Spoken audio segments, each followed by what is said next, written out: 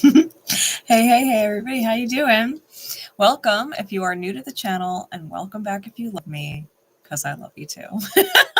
We're here for a Is This Your Sign message. Literally. So I'm going to roll the astro dice. We're going to get 3, possibly more signs, depending on what the dice actually are. Some planets have 2 rulers and things like that. So we'll see. There will be some all sign guidance at the end, and there will be timestamps in the description and the comments after the live is over so that you can hop, skip, and jump around if you would like. All right. Also, if you are new to the channel, I don't have any filter. Hey, Risa, how you doing? I don't have any filter. And what was the other thing? Hey, Rita. There was something else I wanted to say, and I don't remember. We'll see if it comes back to me. But we're gonna get right into the signs. So, I did do a pre-roll because I was just curious as to what would come out before I went live. And we got Mercury, Libra in the 4th house. There may be a message in here for you. All right, regardless of whatever does come out on the dice while we're live. If you have more than one sign show up on the dice, or the placement is very specific to you, you may want to watch the whole thing. Okay, so let's see. Spirit, please. What signs? We've got Aries, Mars, also Aries, and Scorpio. And we've got 5th house, Leo.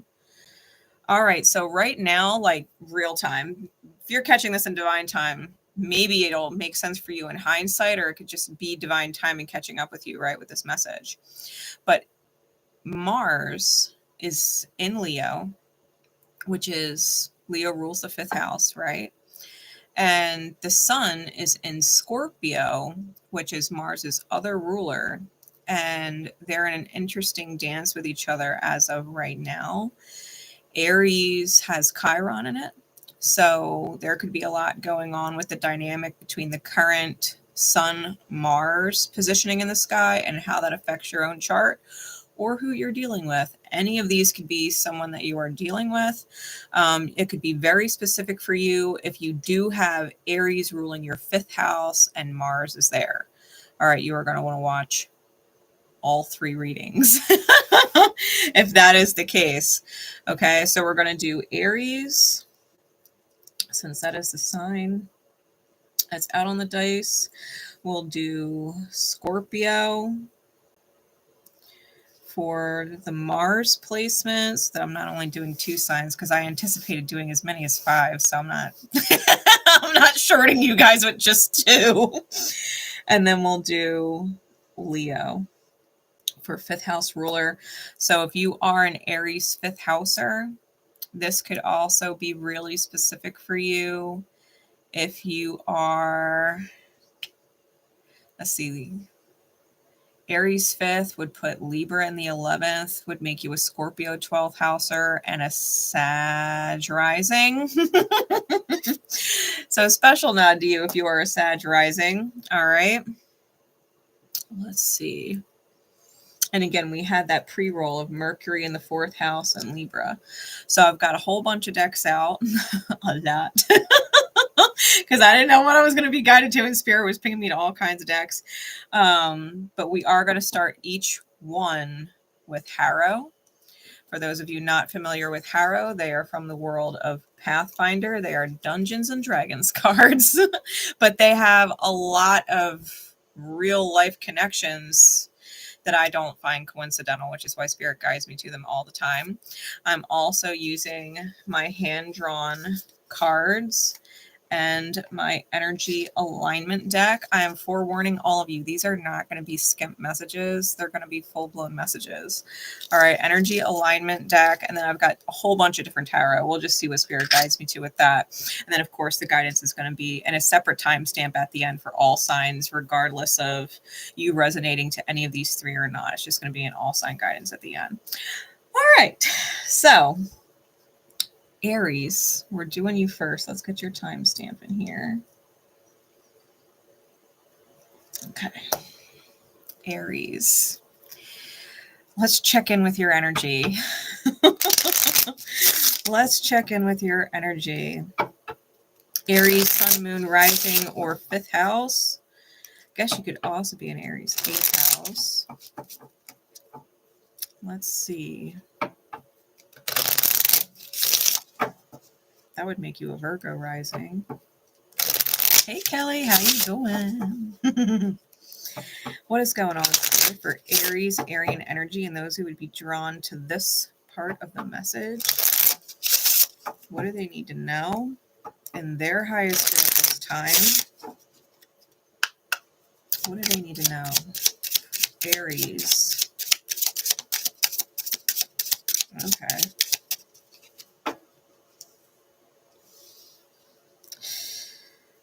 Spirit saying there's more. Oh, man. What else, Spirit? What else? I feel like it's a situation. Ooh, it's a situation. Okay.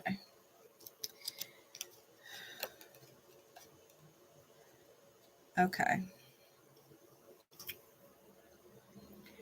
You may be dealing with a very stubborn, immovable, lost cyclone of a person. Okay. The situation, we got the loss, the joke, and the cyclone out. The lost is literally someone who is borderline fucking crazy, if not outright. They bring a lot of chaos with them and not the fun kind. The joke is an immovable situation or person, someone who you almost have to trick them into it being their own idea.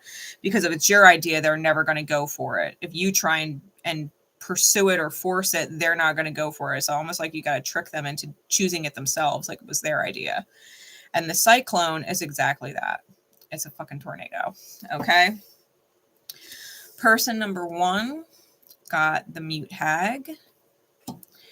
Person number 2 got the midwife and the inquisitor. Let's get the other archetypal energies out here. Clarify the mute hag, please, and their energy.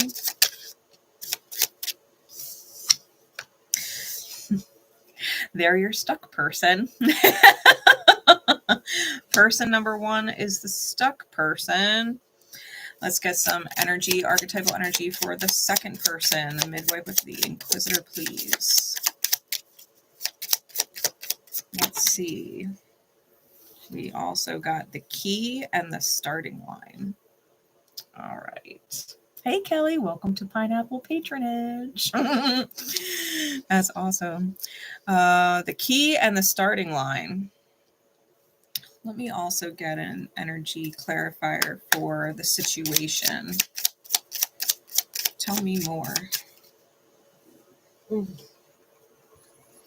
The honey jar. Okay, so there's something sweet about them, but they come with a sting. They come with a sting. There's something enjoyable about it or something being gained from it. There's some type of value, right? Especially healing value, because honey has like healing properties to it.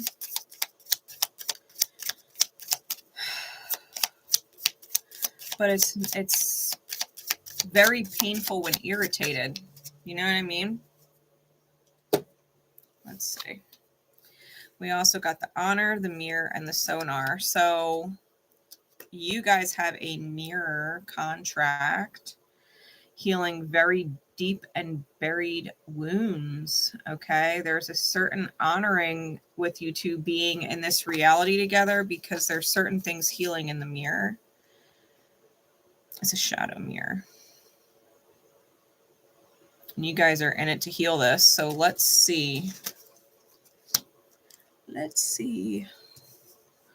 What is the details? All right. So the mute hag, it's a wisdom card. The mute hag is a neutral evil card. It came out with the crossroads. Okay. This is person number 1. It says, The mute hag might be silent, but the eye she holds lets her see into the hearts of men. This hag invokes blood pacts and poisonous secrets, the kind that turn brother against brother and son against father. It's a card that performers loathe as it leaves them stumbling over their words and songs. Someone who has questionable loyalty. Okay. This person, especially with the "You Are Stuck Here" card, I don't think this person is changing anytime soon. I don't think they have any intention of changing anytime soon. I think that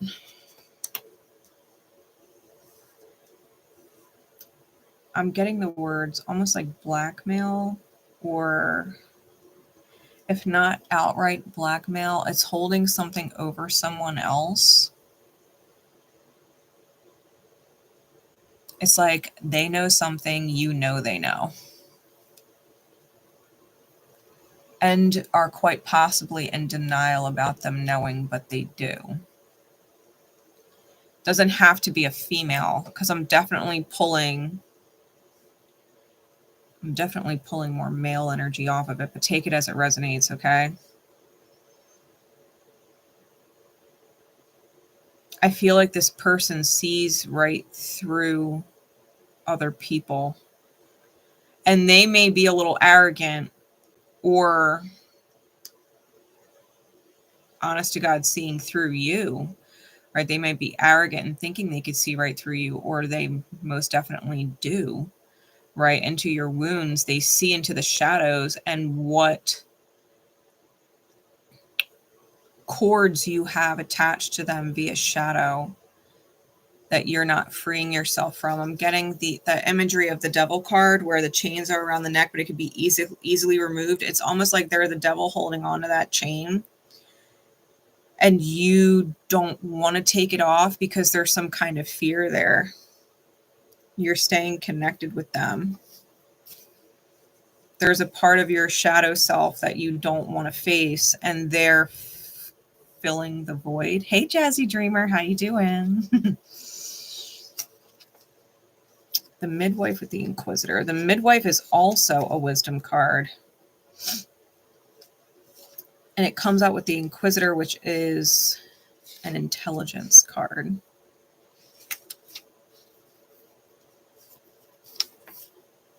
So the midwife is neutral good. The Inquisitor is lawful neutral. Okay. The midwife is a conduit of creation, although she does not create on her own. This halfling is a key. Came out with these cards, right? The key and the starting line. This halfling is a key that lets new life or information into the world. Her heart can see the good in even the worst situation. She can see the import of any new arrival. If misaligned, the new arrival will not inspire much joy. The Inquisitor accepts nothing save the truth. He represents immutable reality, that which cannot be fooled or swayed in any way. To attempt to go against this unchangeable object, person, or idea is to court disaster. Okay.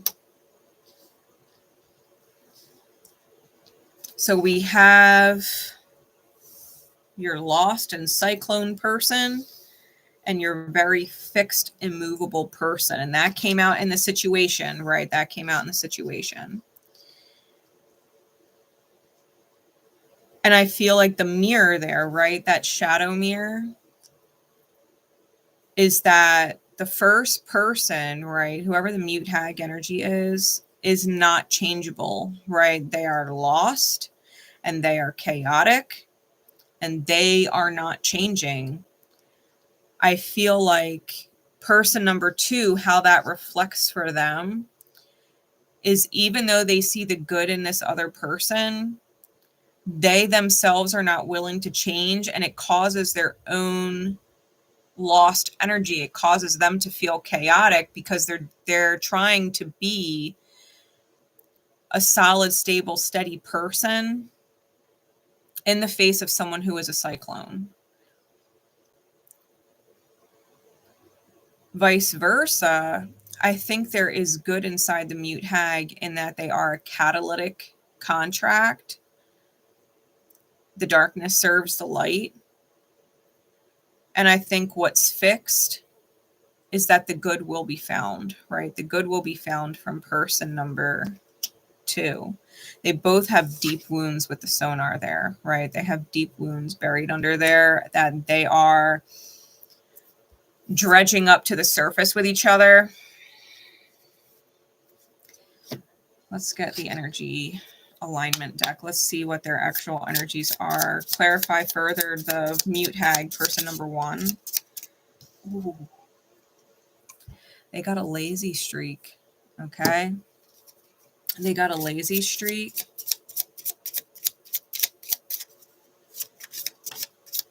Hides and keeps secrets. Yeah, no shit, right? The mute hag is all about keeping secrets, poisonous secrets, toxicity. They've got some major weight on their soul.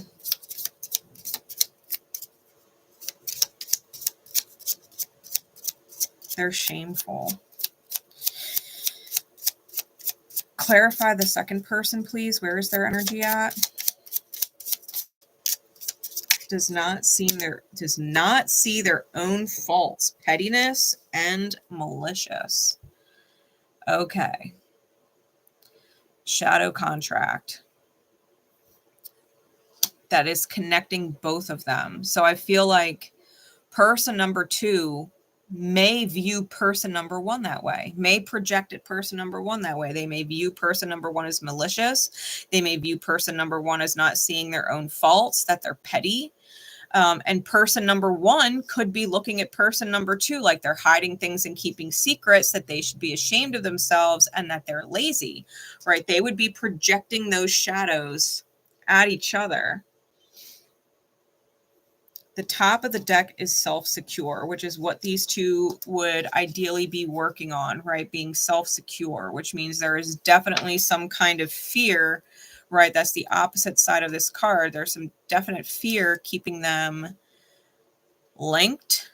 And we've got guilt written on the bottom. The other side is joy-oriented. So these two individuals... With the key, I feel like there might be a Chiron connection there. One person feeling like they do need to sacrifice themselves for the other.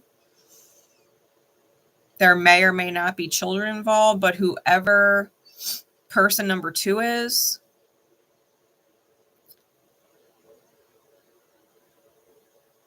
whoever person number 2 is, sees right through person number 1 just as much as person number 1 sees through person number 2. I think the difference between the two is person number 1 sees it, but does keep it secret and maybe exploits it. Where person number 2 sees the shadows in person number 1 and instead might be volatile in attacking it. They might call the truth out for what it is, and person number 1 might try and shut them down because they're ignoring those things. There's definitely insecurity wounds.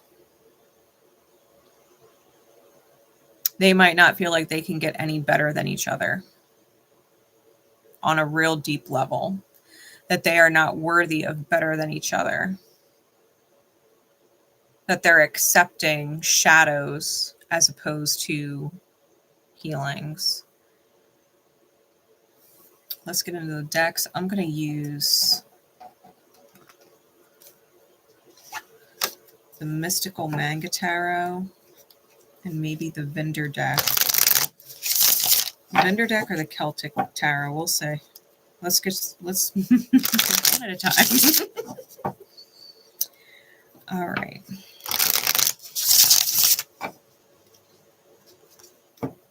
Spirit, what is going on inside the situation with these two? What is going on inside this mirror? This shadow kind of contract, this chaotic contract. This is chaos. This is chaos. What is going on? What do we need to see and understand?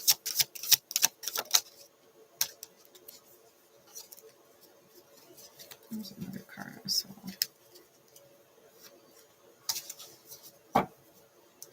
We've got the Six of Wands and the Six of Cups.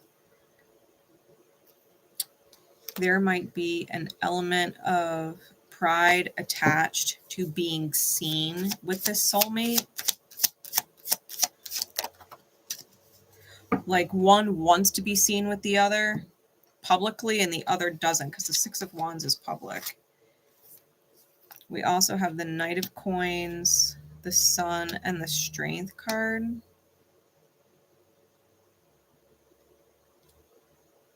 Very strong Leo energy. They could definitely have a Leo connection in their chart. Might be super significant if you're an Aries sun. I've got the Two of Wands, clarifying with the Chariot, Cancerian energy. Give me one more. And the Page of Coin.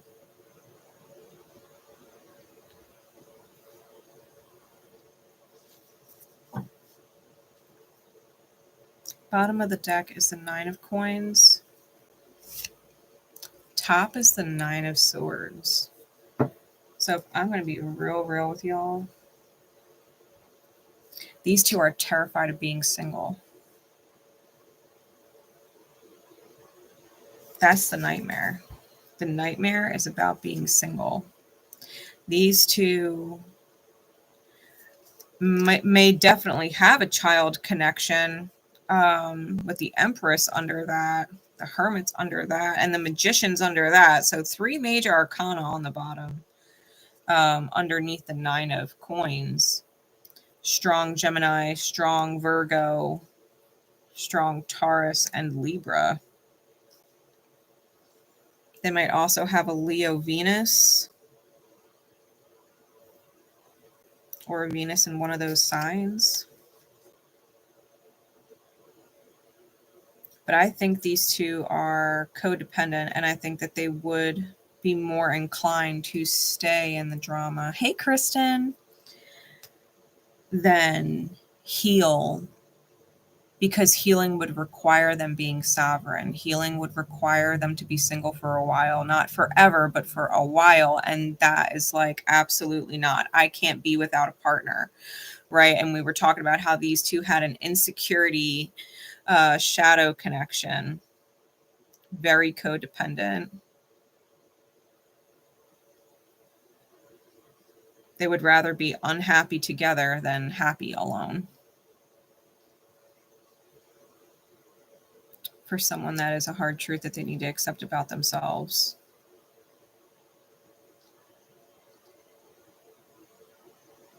I feel like someone is trying to offer some kind of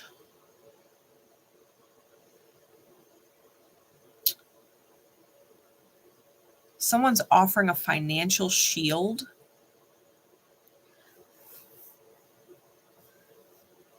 I'm getting like financial protection, right? Like a financial shield. But they're the ones that are stuck, right? They might actually be person number one. There could most definitely be children in the mix with the Sun and the Chariot. More than one. That's not going to be for everybody, obviously, but for those that it resonates to, it's meant to.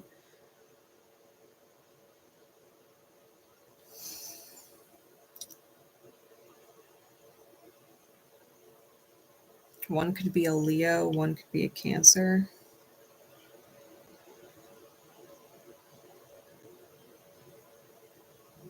But I definitely feel like these two at some point made a decision, a solid decision to move forward and claim a victory with each other. A very known victory with each other. I don't think them being together is a secret.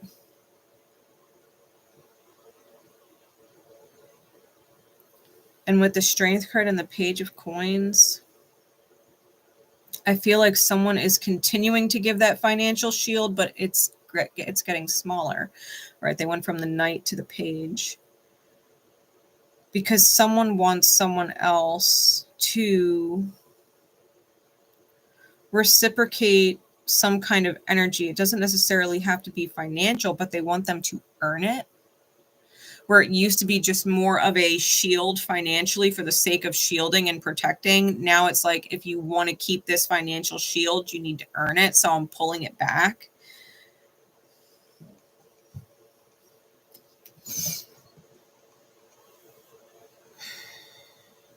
The equivalent, an example I could give is like, you move in with somebody, they're holding all of the financial responsibility or the bulk of it. And now all of a sudden, after some time has passed, if you living together, they're like, okay, well, you need to put up more.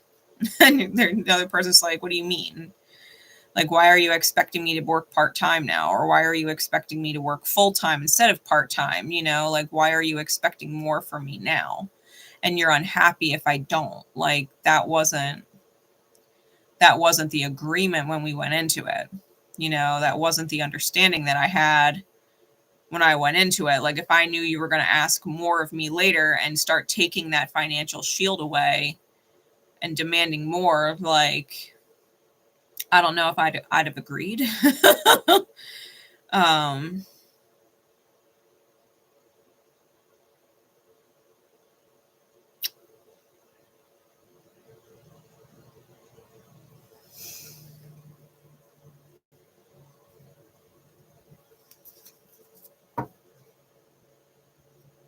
But the one person, right, is lazy. It's interesting. I'm getting that energy in two ways. Okay.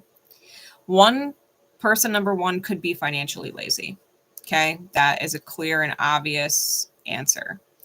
But they might also be financially very stable, but be extremely lazy when it comes to like the home, taking care of themselves, cooking meals, doing laundry, cleaning up, you know, and they might still be expecting the other person to go work part-time and still maintain all of the rest, right? They feel like it's the other person's job.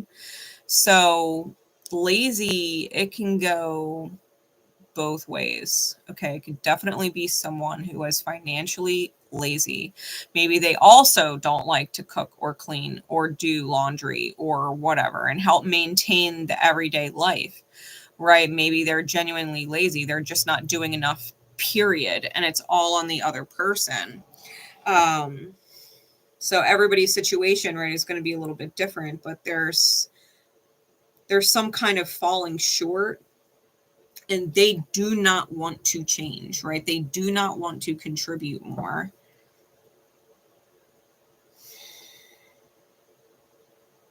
Maybe if there are kids involved, like they take care of the kids, but the kids are all that they can literally handle.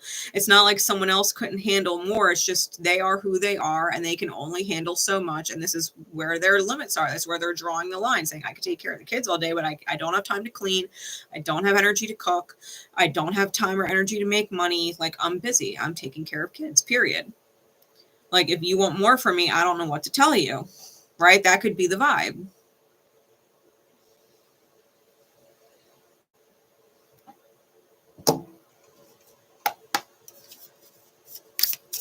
Let's dig a little deeper, please, Spirit. I'm using the vendor deck now.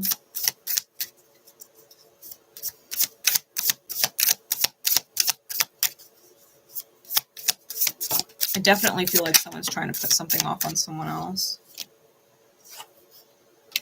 I've got the Two of Wands out twice now. Ooh, and this one comes out showing a ball and chain.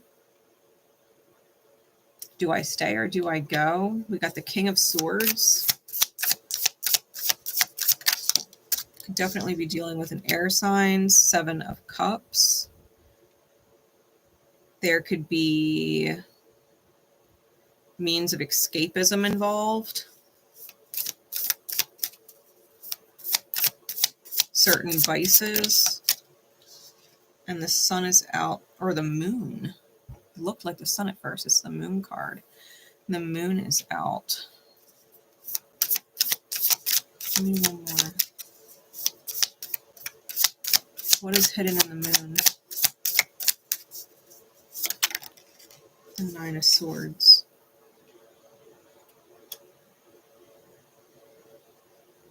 I think someone's mentally unwell, and they might both be a little mentally unwell.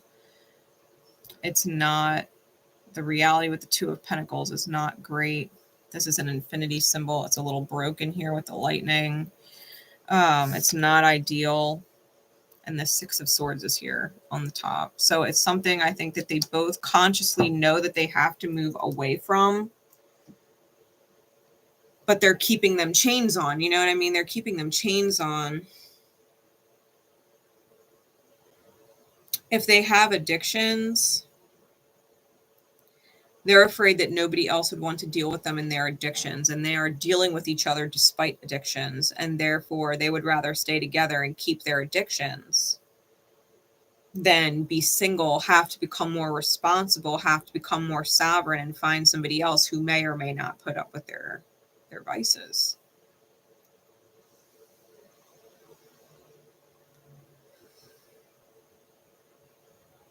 There's strong Gemini, strong Aquarius, and strong Pisces energy out here. And Aries with the 2 of Wands.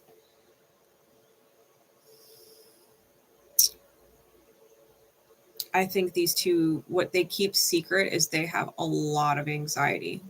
I think they have a lot of anxiety, and they worry about the future, both with each other and if they were to leave each other, like a lot.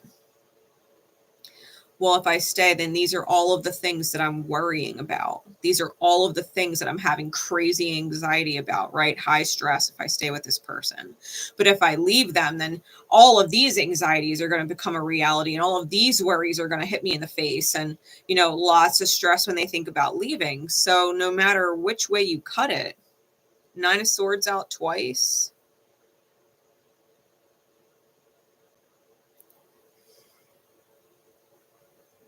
They deal with a lot of mental pressure, and it's self-inflicted, right? They could both choose to change, and they're both choosing not to. They may both be spiritually lazy, meaning they are not willing to put in the work to become a better version of themselves. They want to keep their wounds. They don't want to heal, but that's leaving them stuck with each other.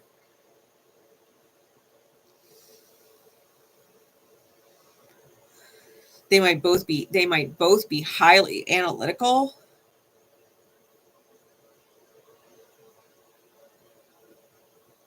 They might both be really highly analytical and cold. This might be more of a relationship of minds and passion and not emotional depth. It's more mental. It's more physical. Hey, Tanya, how you doing? But it's not necessarily emotional or love-based. I think that these two are actually running from facing or acknowledging what they're really feeling. And they might be drowning it out. The moon with the 7 of Cups.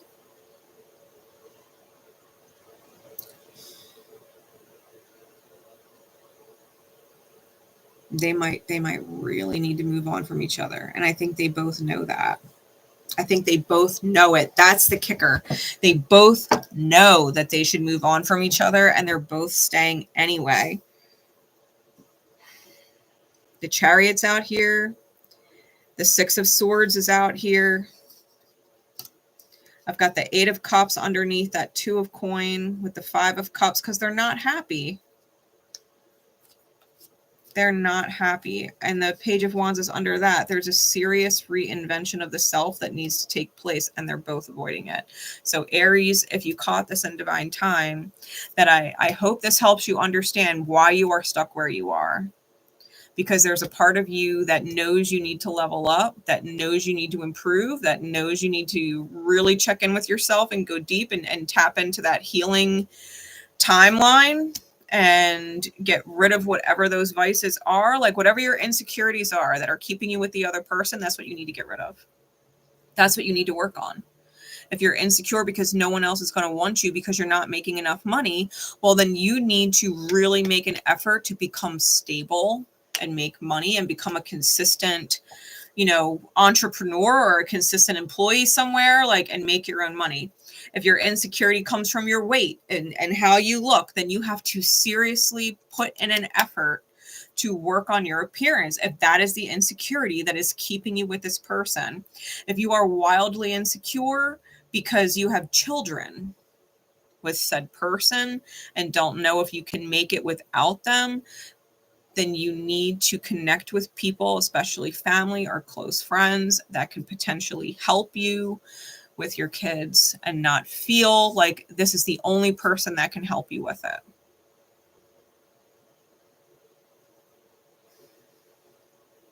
If you are insecure because you suffer with addictions, you have a gambling problem, or you have a drinking problem, or you have a pill popping problem, then you need to get yourself in check and let go of that addiction. If you have a spending habit, right? Spending addiction, porn addiction, whatever it is, if that is the insecurity, you have to check yourself.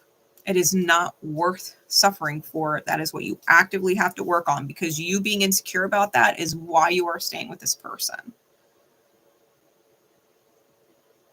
If it's literally your appearance and it's not within your control, like your weight is not within, it's not within your control. If it's like your face and you're insecure about your face, and you have to see the beauty in yourself. You have to see the beauty in yourself and know that someone is going to look at you in the face that you've got and is going to absolutely love you and cherish you the way you are. And that you don't have to settle for someone who treats you like shit because you're afraid you're not going to find somebody else being insecure about your looks. You've got to give it a shot. You will never know if you don't jump. You know what I mean? But this is hardcore settling. And it's chaos. It's toxic chaos.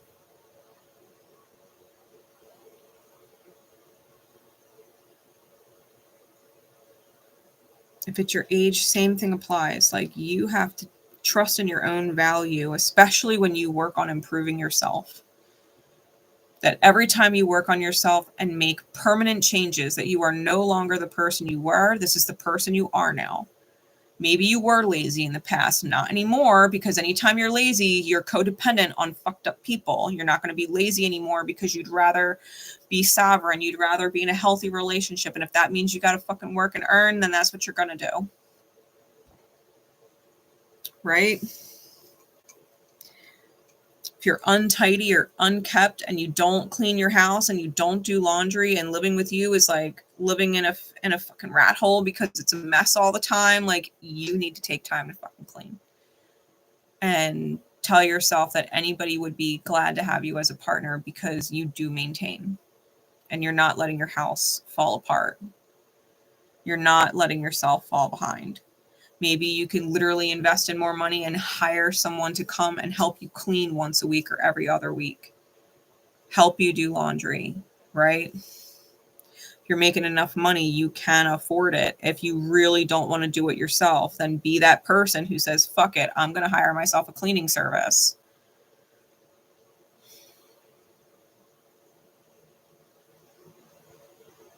So that you're not insecure about it anymore. It doesn't have to be your strength. It could be someone else's, and you can use your other strengths to make it happen. All right, that's Aries.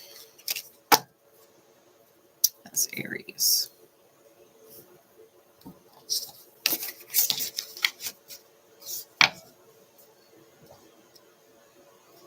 This whole thing. You choose it every day. You choose it every day.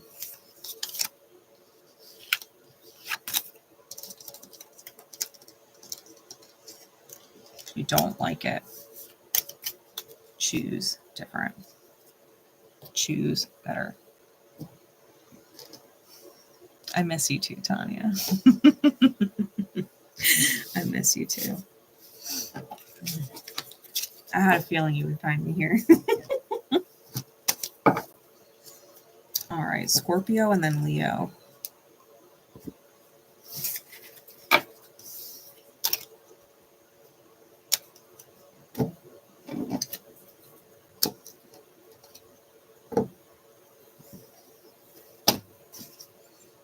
Scorpio timestamp.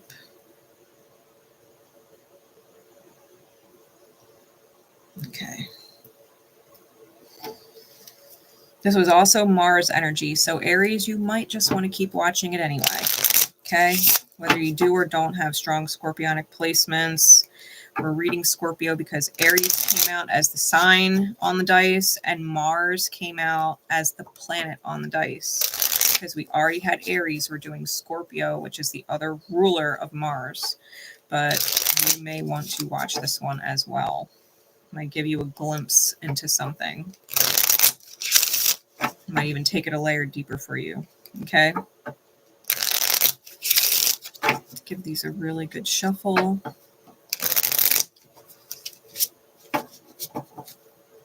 Spirit, please.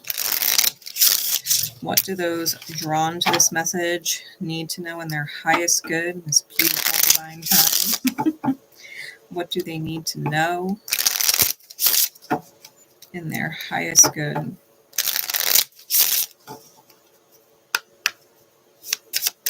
Scorpio and Aries, Mars type placements.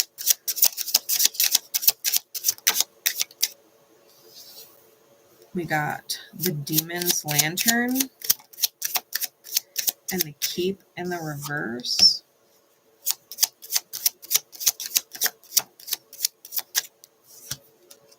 With the Bear.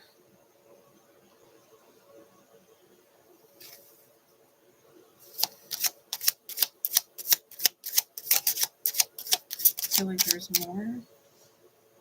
We also got the Juggler and the Fiend. Okay.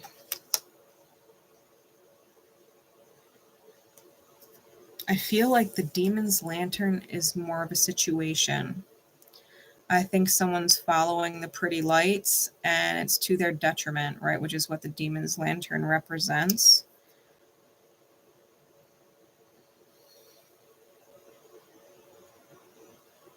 It represents someone being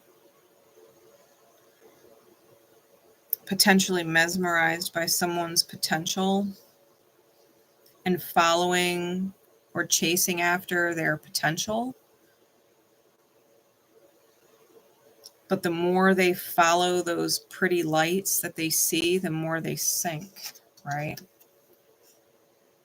You see the person is getting sucked into the swamp and the dark woods because they were following the pretty little lights.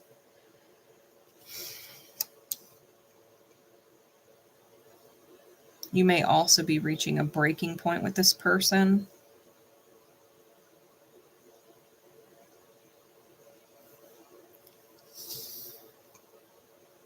Or them with you, right? Take it however it makes sense. The first person has the Keep in the reverse with the Bear. Both strength cards. And then person number 2 is the Juggler with the Fiend. Okay. Dexterity and strength cards.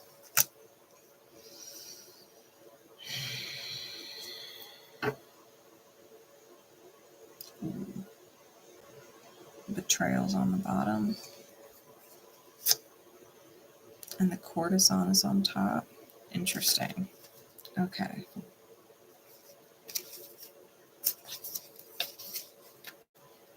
The Keep is neutral good and the Bear is neutral.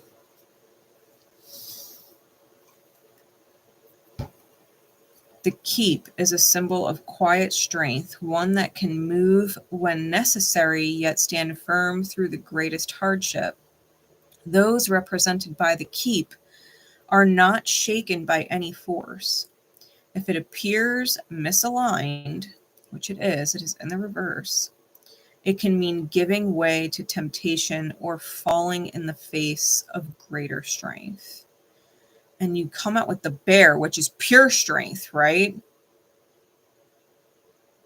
People often make the mistake of thinking the bear can be tamed or trained. When someone believes he has the bear under control, that person eventually learns the error of their ways. Brute force might be required here, but the consequences of its use might be severe.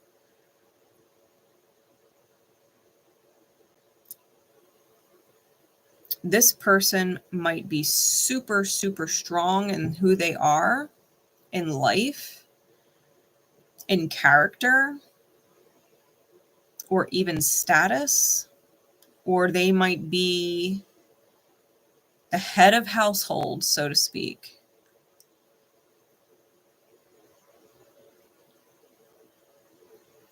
But something else, like they might be so used to being so strong, they might not realize that they're falling towards or because of the strength of someone or something else is greater than them.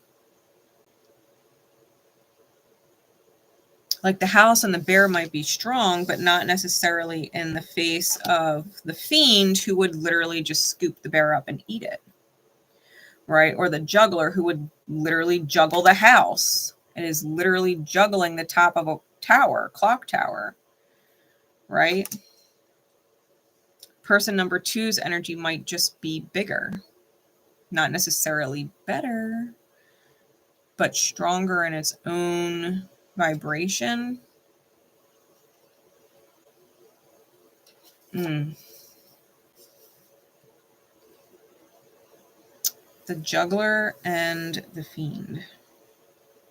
The fiend is lawful evil and the juggler is chaotic good. So this person may genuinely be like dealing with two different people. You might not know who you're waking up to or who is coming home, right? They could be that kind of person. But the fiend is lawful evil. It depicts a devil swallowing innocence. It can indicate the deaths of many in great calamity. The fiend can also indicate some sort of dark and intelligent creature in the area endangering the populace. So someone psychologically manipulative, someone who is dark and smart. Okay, it could also be a dark empath. The juggler represents fate. The gods are those who play in the lives and destinies of others. If this titanic juggler can keep up his rhythm, he will achieve his goals. If misaligned, he falters, and tragedy and failure are assured for those lives he's meddled in.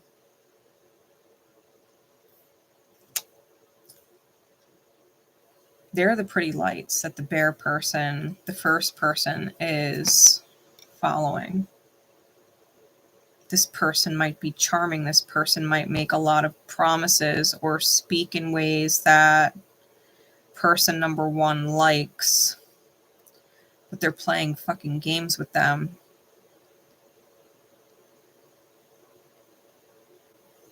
Person number 2 would wreck anybody.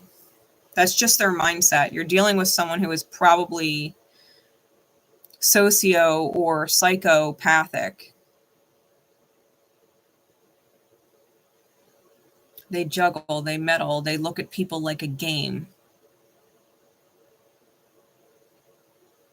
Something that they could take advantage of, like an opportunist.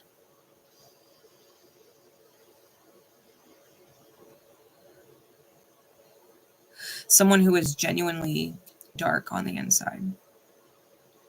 Who literally looks for the light and the strength of people like the bear, right? This person is extremely strong and knows their strength. And maybe they are able to help most normal people. But this person number 2 is not a normal person. They are not normal. They're dark and they're twisted.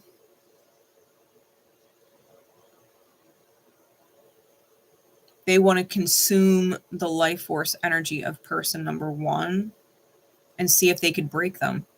Like person number one is so strong in who they are, so strong in life and in their character, right? They might have it all together, have lots to offer, hold all of this value. And person number two is looking at them like, I wonder if I could take complete advantage of them and break them and leave them with nothing. How much can I get out of this person before they crack? And then I'll just discard them, right? Person number two is wild.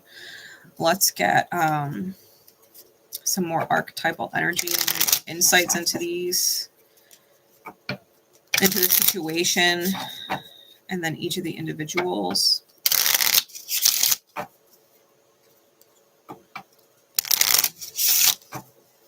The Addict card and the Eclipse Sun card are flashing themselves at me, guys, as I'm shuffling. Black Swan, Needle and Thread energy.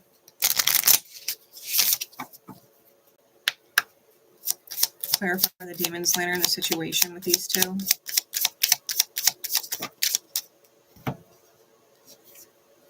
The Honor, the Fireplace, the Crown, and the Broken Mind.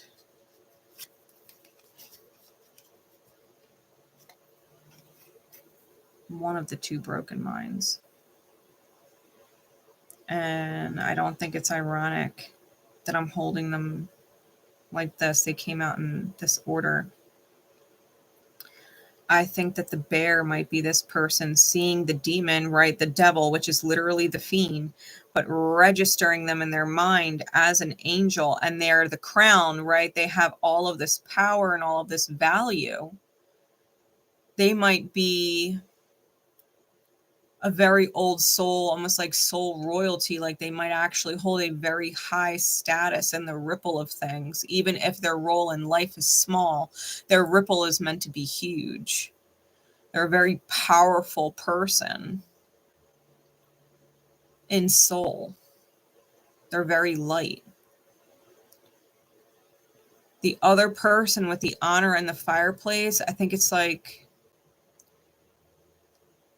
a commitment to incinerating them so that there's nothing left. Burning it to ashes. They're going to use person number one to keep them warm. And then when the fire's dead, it's dead. Like the fire's died. All right. They don't even need the warmth. They just like to watch it. Right? Like they don't even need the warmth. They just like to watch the fire.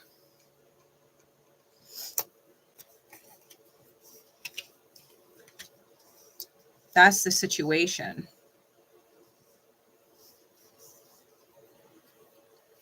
Give me some insights into the first person, the Bear, with the Keith in the reverse.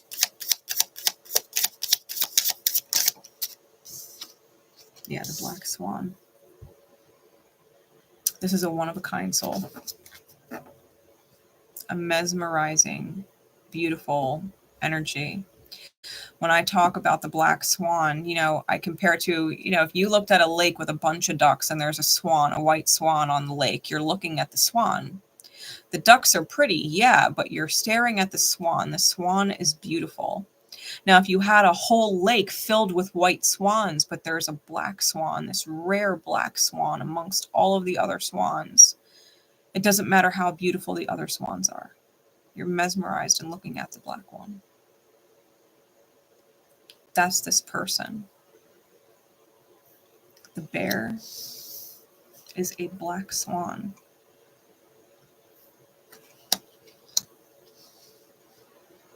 Beautiful soul light.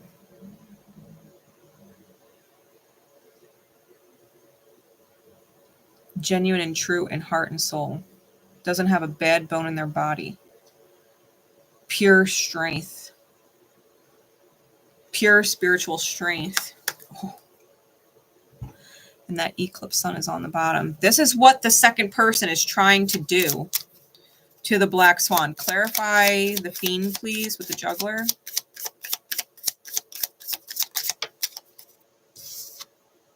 The Wall. They are the wall that is in between person number one and the rainbow. They are also the final boss battle, right, with the nightingale on the bottom. It is the nightingale sings right before the dawn. They sing in the darkness right before the dawn. So I feel like this person number two, is kind of like the final boss for person number one. What is the energy alignments for these two? Clarify person number one. Where is their energy? What is person number two connecting to? We got two shadows in the reverse. So this is what they are actively releasing. And they're working on the upright light on the other side, right? Solution oriented and correcting their mistakes. The shadows are spiritually irresponsible and mental prisons, unwilling to save themselves, trauma bonds. This is what person number two is forcing them to heal. Following after person number two is spiritually irresponsible. Mental prisons, unwilling to save themselves, trauma bonds. It is what is being released with the second person. They need to be solution oriented and correct their mistakes. They have to admit that they were wrong. They saw the best in person number two and have to admit that they were wrong. And they have to correct the mistake. They have to be willing to save themselves and realize that they are getting sucked into a fucking vortex of a black hole person. They have to admit that they were wrong. And all of their strength and all of their spiritual knowledge or all of their empathy, right? Their good heart, that someone would genuinely take advantage of them just to see if they could crush them. That they would allow themselves to be played like a game. They have to admit that they were wrong. Person number one. Insight into person number two, please. Where is their energy alignment at? Needs proof. Believe it when they see it. Needs proof. Believes it when they see it. And lazy. They don't think person number one is going anywhere. Person number one, leave me? The devil, I have them fooled, right? Person number two thinks they have person number one fooled. They're lazy. The opposite is action-oriented and claircognizant. They'll believe it when they see it. They don't think that person number two is genuinely healing or genuinely going to leave them.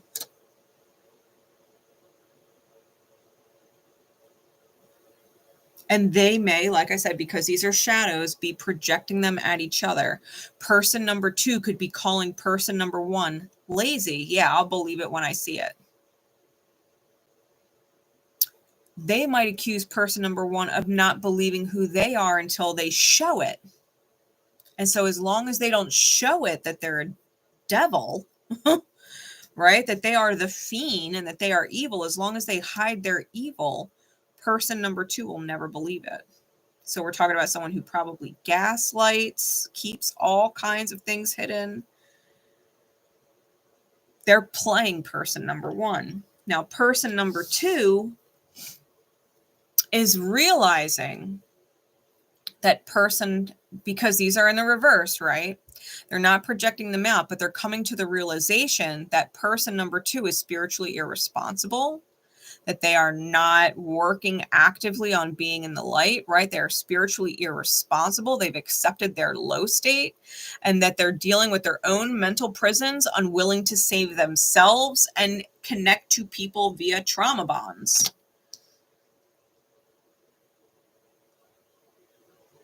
This is what person number one is realizing about person number two. Hey, Sarah. How you doing? Welcome to the family. All right, so let's get some insight into these two. We're going to do spellcasters and Barbieri Tarot. All right. Yeah, we're going to start with spellcasters. Okay.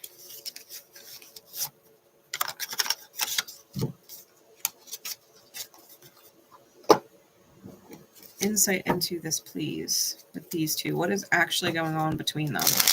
I think we understand who they are pretty clear.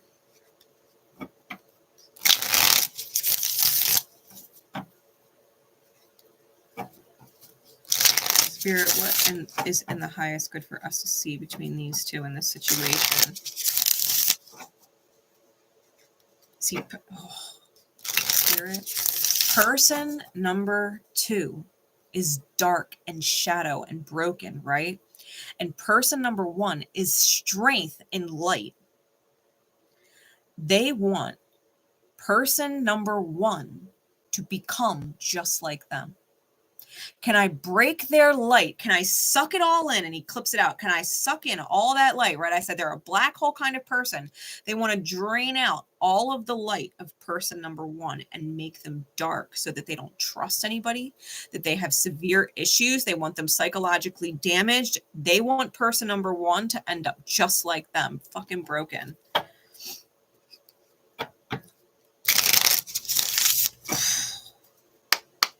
What is going on? What does this look like? They don't think person number 1 would ever leave. They don't think person number 1 would ever leave. They got person number 1 fooled.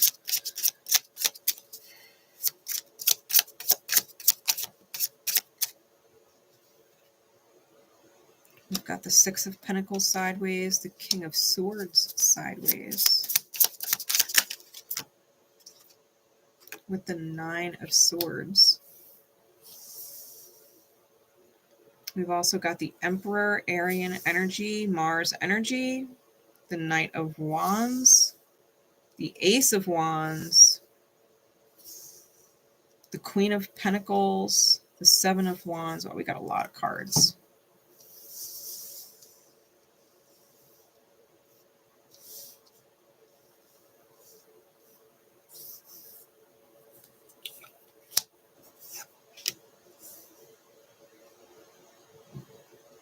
Obviously, it's not going to be for everybody, but somebody could definitely be in another situation, like married with kids, and the other person has no idea.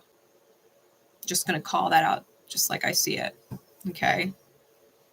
And person number 1 is completely innocent. And because they would never lie about something like that, they don't realize that they've tied themselves up with someone just like that.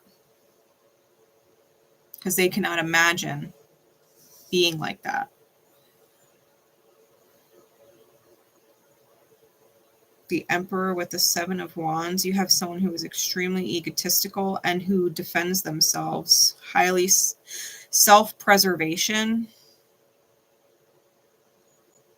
Knight of Wands with the 2 of Wands, and I'm hearing they got someone has a foot in 2 different doors. The Ace of Wands with the 3 of Pentacles is definitely a reinvention contract, but you could definitely have someone who is, it's like connected via sex magic. And then we have the Queen of Pentacles with the Sun. There could most definitely be children.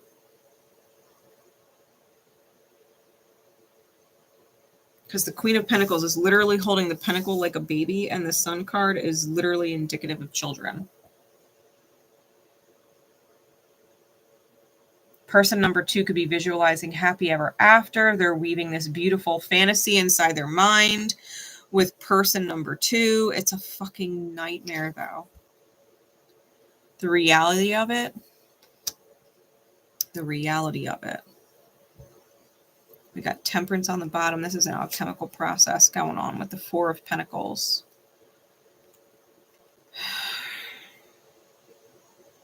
Someone is just waiting.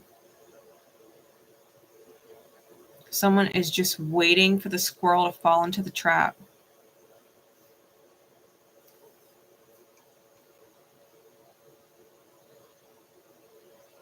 And they want to take everything. They're a collector of light.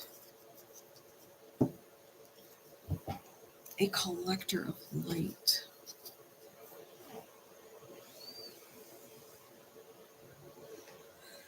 Person number one is not the first person that person number two has done this to.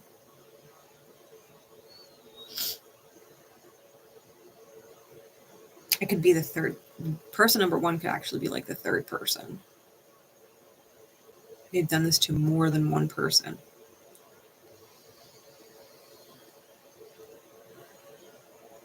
There's some kind of sexual draw or chemistry or some kind of charm, something about person number two that draws people in like a black hole, right? You don't even see it.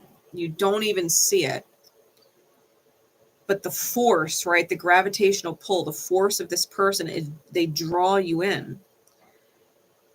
And they do it consciously, right? They do it consciously. And they don't believe that people can see them for who they are.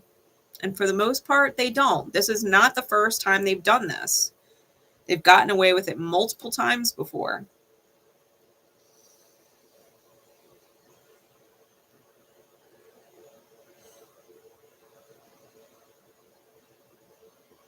Like person number one could fantasize about having children with this person. But then once they have children with this person is full-blown evil. They've got them hook, line, sinker for however many fucking years, right? Until the kid turns 18 type shit. Like locked in.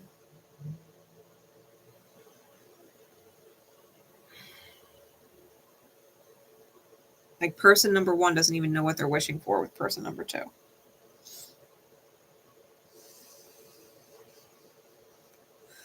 It's like they're lost in a fantasy. Let's, person number two is not who they think they are.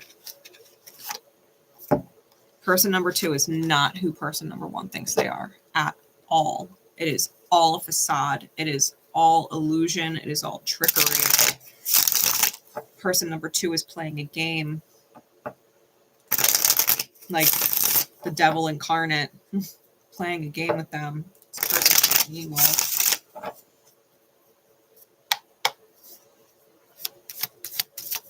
Take this deeper, please. Help us understand. Take it deeper. What else do we need to know in our highest good regarding this situation?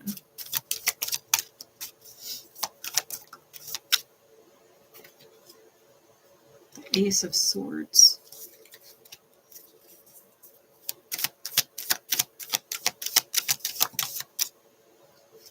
The Eight of Wands.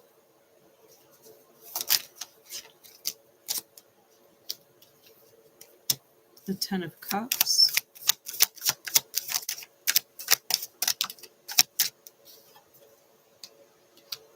The Queen of Wands.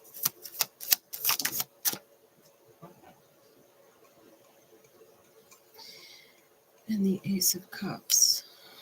That's my vampire card. And you'll see why in a second. We've got the King of Swords on bottom. The King of Swords is out twice now. That is someone who is highly intelligent and cold. In this particular deck, they're dark, right? I was talking about someone who is dark. The Fiend is dark and intelligent. And the Page of Coins out twice now. Or is that Aries? Yeah. It's blind, right? The Page has this helmet on that's shielding the eyes. It's covering the eyes. They're seeing through these slats, right? They don't have a clear picture about who this individual, I think that's like person number one. They're innocent, right? And it was talking about the Fiend card, how they devour innocence. Person number two is truly devouring the innocence of person number one. Person number one is innocent. The Ace of Cups, this is why I'm talking about this vampiric energy. It's this Ace of Cups, right? This love energy, but it's vampiric.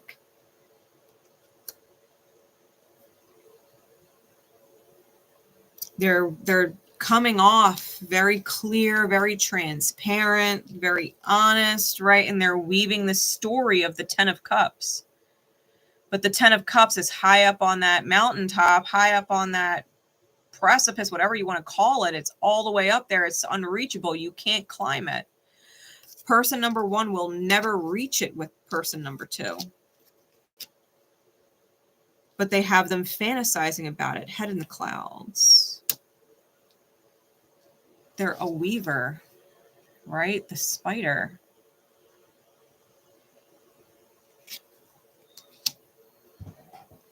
Just how like spiders will wrap their prey inside of the web and save it for another day. It's like they're wrapping up person number one inside their web, thinking person number one, thinking this person is honest, thinking they're genuine, thinking that they're telling them the truth all the time, because that's how person number one is. They are genuine. They are honest. They tell the truth, right? They are probably an ideal partner, 10 of Cups partner. True Ace of Cups, Sun card partner. And they are looking at person number two like, I've met my match. I've met my equal, my beautiful, honest, transparent person, my sunshine person. Little do they know, person number two steals the light from other people. They do not shine. They are a black hole. They are a black hole.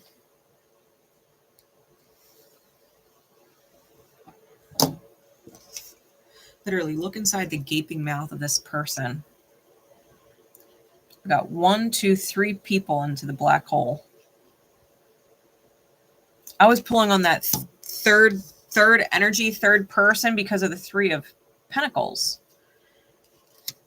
I think this is the person number one is the third person that this character has done this to. They are a wall between that and all that is beautiful. The 10 of Cups, it's there, but it's so far away. It's so far away.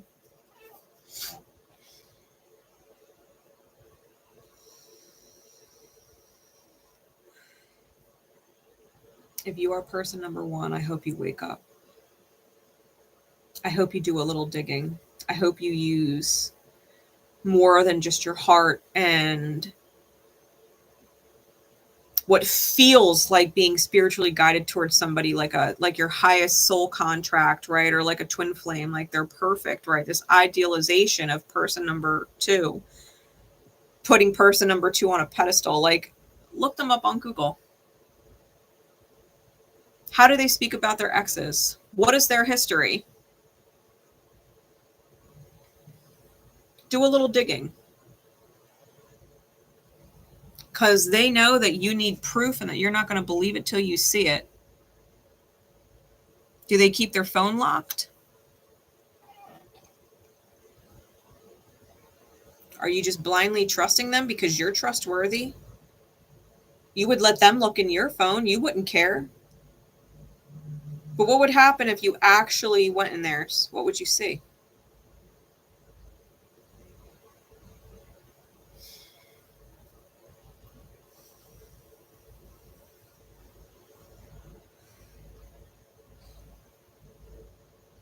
Have they ever had a stalker? Have they ever mentioned that?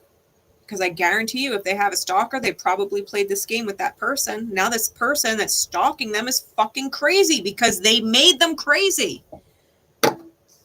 They made them crazy. Hey, Christina. Yeah, the train's going off in the background. Like, the red flags might have been clear as day in front of your face, and you're sympathizing with this person, not realizing this person is fucking evil. Evil. Coming off like, they might have been the victim in the past, or, someone did them dirty and they're not talking about what the fuck they did to make this person crazy or what was done, right? What they did. They're only talking about the other person.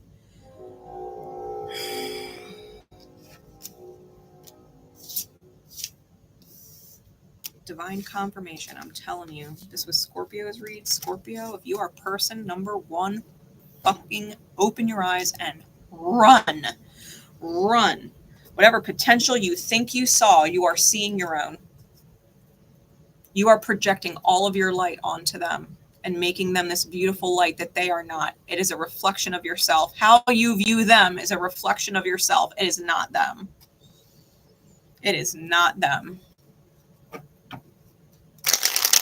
This person has like a secret fucking life that you do not see. A secret personality that you do not see.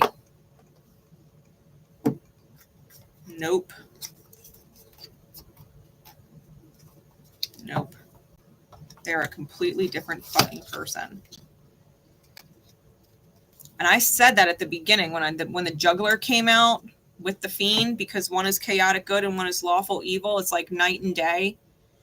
You don't know who they are. You do not know who they are.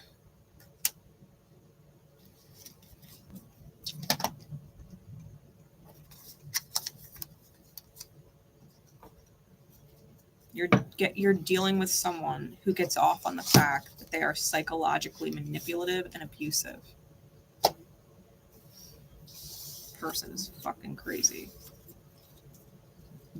Therapy, I don't know if therapy could heal them. They would be trying to play games with the fucking therapist. They would be trying to see if they can get the therapist to bend and break their fucking rules. They would have the therapist convinced. There is no helping that person. Not in this life. Not in this life. They are dark as hell. All black holes eventually die out. They do have a lifespan just like anything else in the universe, but it takes a long fucking time. Hawking radiation or something like that. I was just watching fucking YouTube reels about it.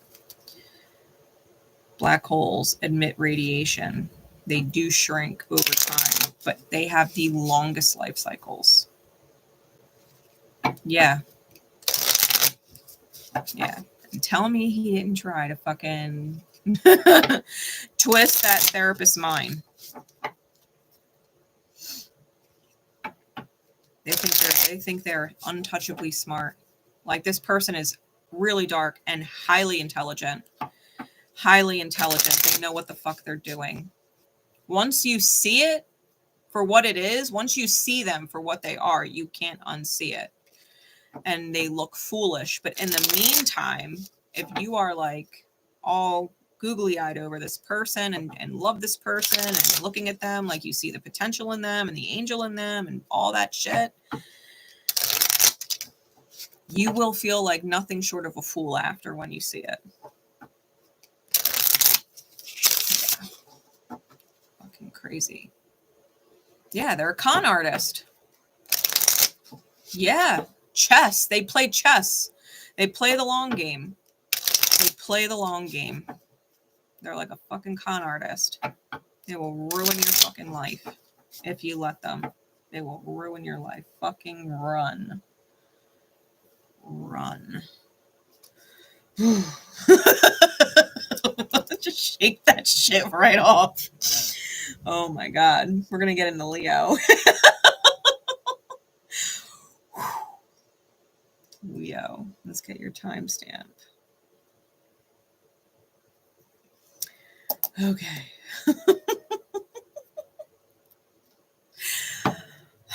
What is going on for Leo?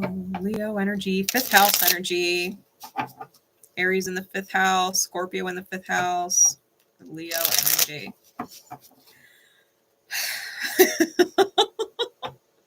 If you have escaped energy like that, kudos to you. You are strong as fuck.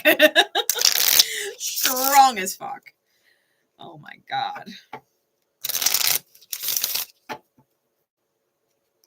Not everybody escapes the black hole. But you did. Or you will. Kudos to you. Strong as fuck. Final boss battle, right? Final boss battle.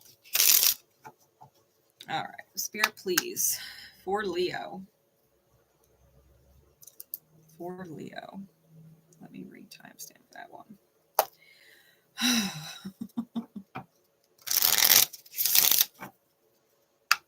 What do we need to know, Spirit? What is going on with Leo? Leo energy, 5th house, Aries energy, 5th house, Scorpio energy, 5th house, Mars placements. What is going on?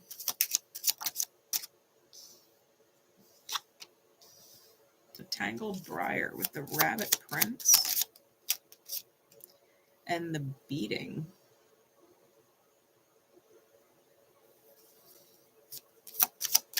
Give me one more for that.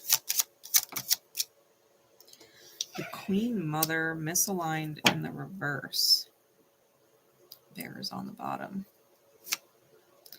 Empty Throne is on top. Okay. Tangled Briar. It's a constitution card, and it's definitely a situation type card. It's a lawful evil or dark contract, shadow contract. Good for you, Kristen. Slowly but surely, right? We're getting there. The Tangled Briar is a card of ancient deeds. It indicates an object or person from long ago that will somehow have great influence on the situation. The object or person in question is one lost or unalived in some foul way from a previous life. You have someone who's meddlesome, or the situation has come about because of a past life, quote unquote, mishap. Mishap, to put it lightly. Someone who came in with bad intentions, right? The Rabbit Prince is a dexterity card. This is the second energy. It's chaotic neutral. The Rabbit Prince is a quirky fellow who represents the vagaries of hand-to-hand combat. The prince is battle personified and nothing if not capricious. As his broken sword symbolizes, any combatant can fall in battle no matter how brave or skilled. I think this is the person that lost in the past life. Like, they might have lost the battle, but they didn't lose the war. And what's interesting is that the rabbit, the symbol with the hand that he's holding right here, is the same symbol that the Hierophant holds up, but it is also the same hand signal that Baphomet, sculptures of Baphomet, also hold up. It's wisdom, and he's wearing, it's a hand symbol of wisdom, but he's also has an hourglass around his neck. He's chained to it. Look at that. The hourglass is chained around his neck.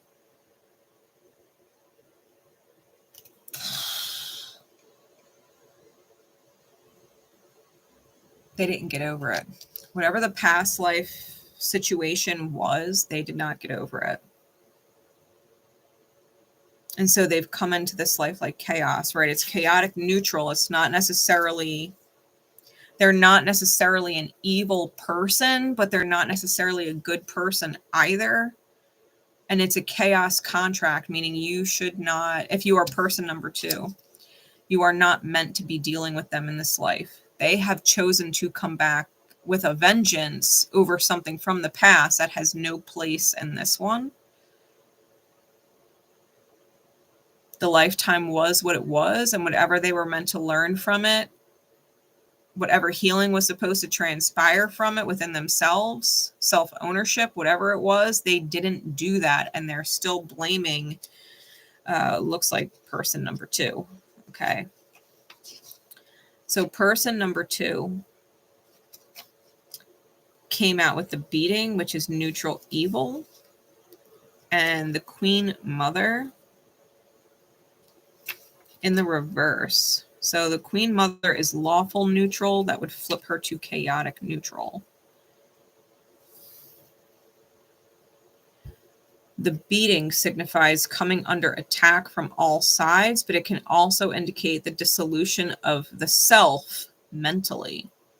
Whether the strength is of the flesh or the mind, it dissolves under the relentless attacks. The Queen Mother in the upright is knowledge personified. The Formian knows all, but does not reveal anything to anyone who does not show her proper worship. She is fond of the powerless and the underclasses, for they serve her when the more powerful refuse. She represents the need to become a part of society or to bow before those who know more than you. Okay. In the reverse, this person lacks wisdom. They lack knowledge about person number 1 and potentially the attack they are under because of person number 1. This person might be more inclined to be of service to other people.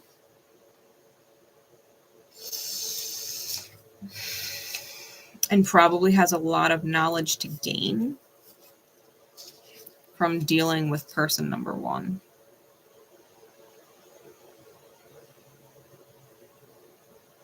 She might also, and I'm not going to say she, they might also be someone who likes or prefers more dominant personalities, right? People who are more in control, call shots, make choices. They might be more of, I don't want to say a follower, but they're not necessarily a leader. They like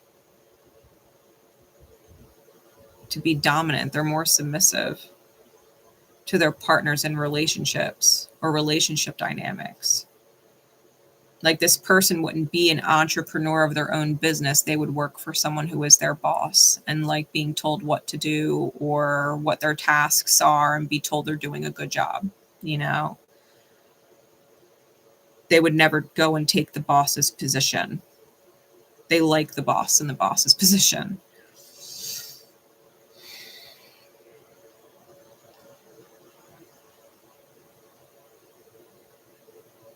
Let's get the archetypal energy cards for these two.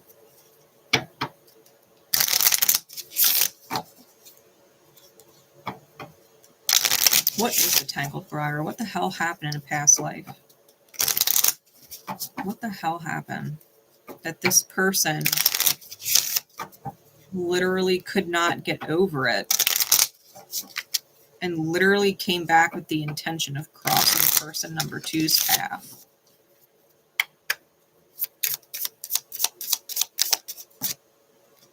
Yeah, baggage for sure. And the circus. They were made a fool out of. They were made a fool out of. Maybe publicly made to feel like a clown or an attraction.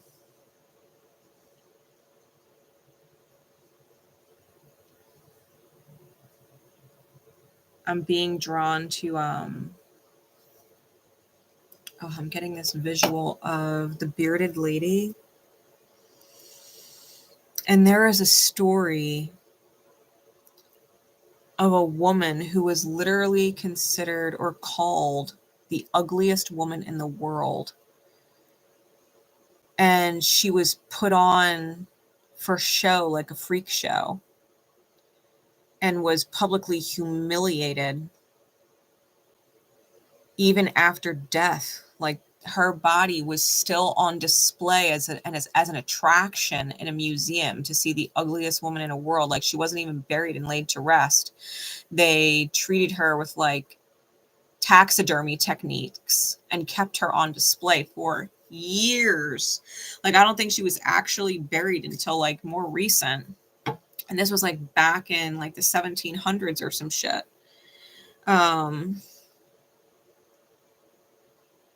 Or the 1800s. It was something wild, like on display in museums forever. It's like something like that. Like, someone was publicly humiliated and embarrassed and could not rest in peace.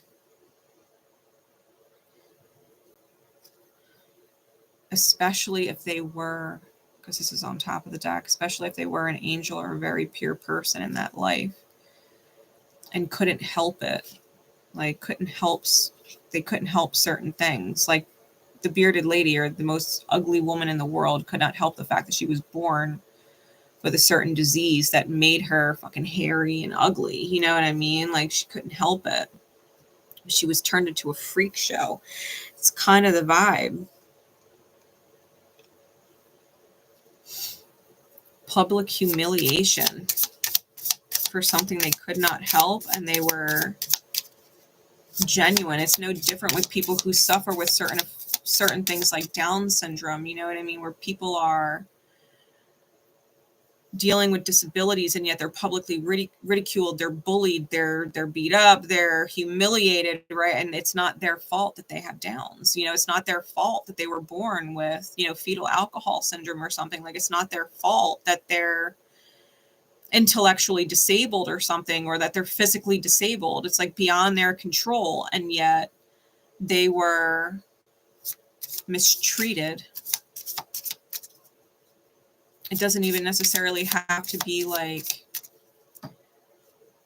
friends bullying someone, like a group of people. It could be like a parent being awful to their child who has disabilities. It could be a partner, right? Like a romantic partner who just profited off the other for money. Like, it could be all kinds of stuff, but the entanglement, why person number one is so hell-bent on coming after person number two in this life,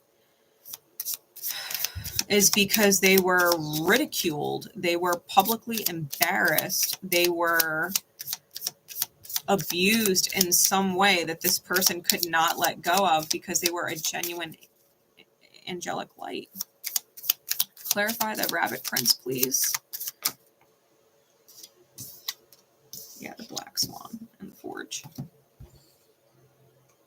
Now, if you caught Scorpio's reading, then you understand how I feel about the black swan. If you hopped, skipped, and jumped forward, then the black swan, let me put it into perspective for you real quick. If you saw a lake filled with ducks, hey, honey to the bay, welcome to the patronage. Love you, appreciate you. If you saw a lake full of ducks and there was one beautiful white swan on the lake, you wouldn't be looking at the ducks no matter how pretty they are. You'd be looking at the swan. If the lake was filled with swans, these beautiful white swans filling the lake, but there was one black swan, you wouldn't give a shit about all the beautiful swans sitting in the lake. You'd be staring at the black one. The black swan trumps it all. The rabbit prince is a black swan. They are that rare and mesmerizing energy. And they're in the forge, or they have become the embodiment of the forge, reshaping someone, right? That's the chaos. I don't envy you being in BC. I'm much happier here where I am in Illinois. We still had 80-degree weather here this week. Yeah, I feel like person number two, they are the black swan, and they have embodied this forge energy to where it's almost like they want to melt person number two down into something else. Okay. No, we haven't done Pisces. I rolled the astro dice, and so the astro dice picked 3 signs. We got Aries, Scorpio, and Leo, with certain other placements. So you might want to flash back to the beginning. But I feel like this person is definitely on a mission.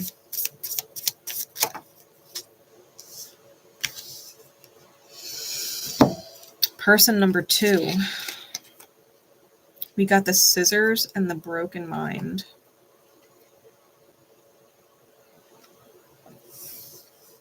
Right? They got the beating and the queen mother in the reverse. We got the scissors and the broken mind.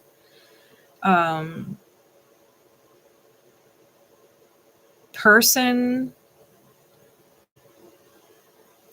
number two.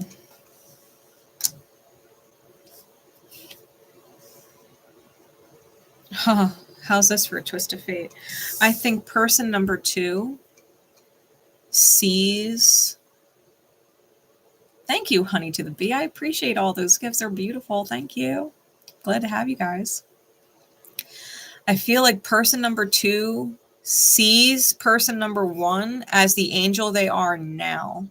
If person number two failed to see the beautiful angel energy in person number one in a past life, they see it now. What they don't see is the chaotic energy that person number two is harboring, trying to completely beat them. Like the beating.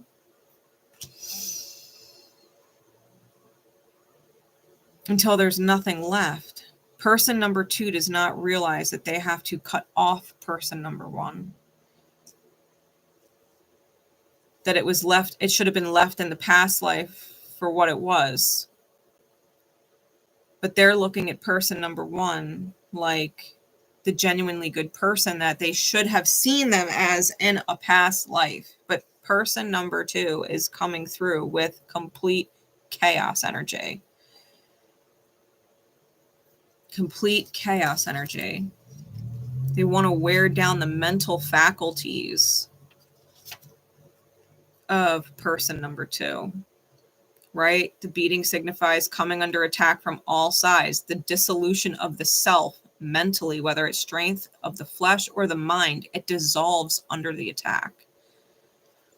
This person number one, if they were an angel in a past life, they're not in this one, not in regards to person number two. They could be an angel to other people, but not in regards to person number two. And person number two is seeing them for the angel that they are, especially if they're an angel to everybody else. And like, this is a great person. This is a wonderful person. But when it comes to them specifically,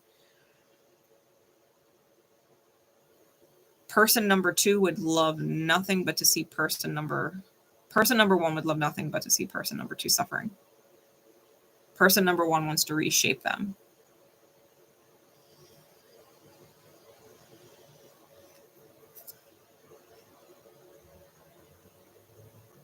An example of this kind of behavior, how it could take place, right? And there's a million different examples, but it's almost like, we'll use an office party example. It's almost like someone is at work and everybody loves them at work, right? Everybody loves person number one. They're that guy or that girl at work that they're always there for everybody. They're hosting a party. They invited everybody, but they didn't invite person number two.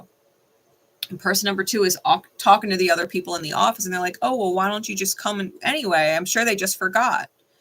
You know, I'm sure they just forgot to invite you. But person number two on the inside feels a little slighted. You know what I mean? Like, how could they forget me? You know what I mean? Like, I'm always nice to them, right? They're this angel person the way I perceive. I'm always nice to them. Like, I don't know why they would forget me. And it's like person number two is having this conversation with their other office coworker. Like, I don't know. I just don't think they like me. And their coworkers like, but they like everybody. They're a great person. They're friends with everyone. Like, of course they like you. How could you say that? You know, like, and person number two is like, all right, well, I'll go, you know, and then when they get to the party or whatever, everybody's there. Person number one is talking to everybody. It's a great event. And person number two is like, hi, sorry, I didn't get an invitation, but, you know, I was talking to so-and-so. They're like, oh no, it's okay. I must have just forgot. Wasn't anything personal. And then person number two is like, okay, you know, like, it's okay if I stay, great. And they have a good time. But then the next Monday at work, it's like, they're not really making eye contact with person number two. They're talking to everybody else in the room, but not person number two. And it's just like, person number two it feels awkward. You know what I mean? Like, they talk to everybody else, laugh with everybody else. I don't know why they don't seem to like me, but person number one doesn't ever say that they don't, you know, but it starts to mentally wear at person number two. And everybody else is like, nah, you're just making it up in your head. That's crazy. Why would they not like you? You've never done anything to them. And they're nice to everybody. It's all on your head, but it's not, you know what I mean? But it's not. Person number one literally has it out to start mentally wearing down person number two until person number two thinks they're fucking crazy. And they're coming off like the good person, and they are a black swan. They're mesmerizing. Everybody loves person number one. There is nothing not to like about them. Nothing. Yeah. Passive aggressive toxicity. Absolutely. Absolutely, honey. Absolutely. Yeah. This energy, let's get some insight. We're going to use the traditional manga and the Broken Mirror Tarot for these two. Let's see what is going on. I hope that analogy made sense to y'all. Let's see.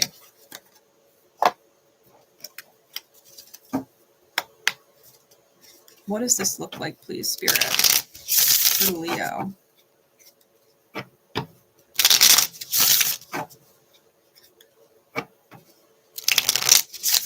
What does this look like for Leo or Aries Mars, or Mars in the 5th house, Aries in the 5th house, right? We were talking about this 5th house energy. What is going on?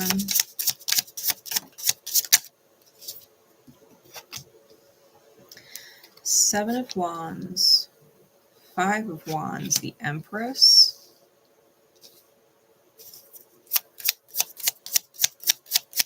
What else? The Chariot in the reverse.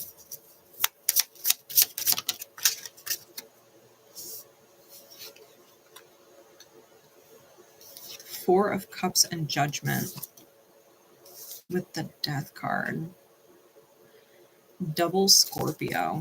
If you have Scorpio in your chart, you might want to go back and watch their reading after this one's done. Clarities, please. 8 of Swords.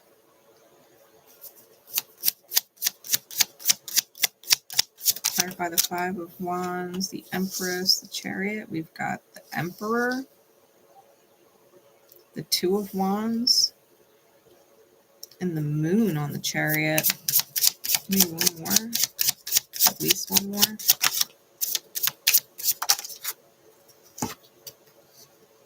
The King of Pentacles, the 10 of Swords reversed, and the 10 of Cups reversed.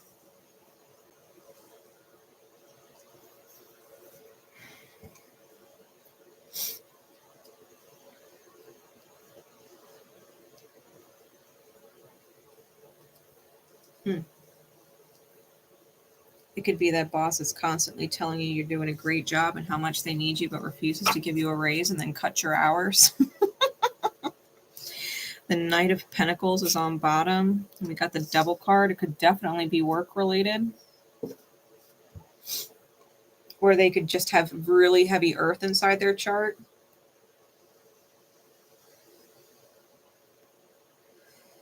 Particularly Capricorn.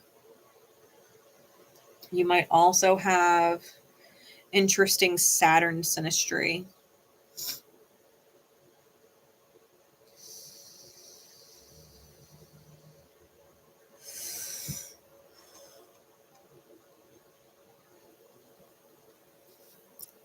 You might have a hard time defending yourself against this person. You might want to defend yourself if you're person number 2, but you're not necessarily assertive like that, especially with the Queen Mother in the reverse. You might not know how to defend yourself against this person's energy, but they're definitely in control with the Emperor card, clarifying the 5 of Wands of the conflict. 2 of Wands on the Empress. Someone's learning that they deserve to receive better. Chariot in the reverse with the Moon card. Not being able to move forward is an illusion. Excuse me. It's an illusion. That you can't move on from this is an illusion.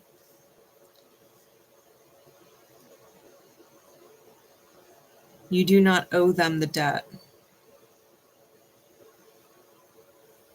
And maybe a part of you, after leaving that lifetime with them, saw things from the other side for what they were and felt bad because you're seeing them for the angel that they are or were then.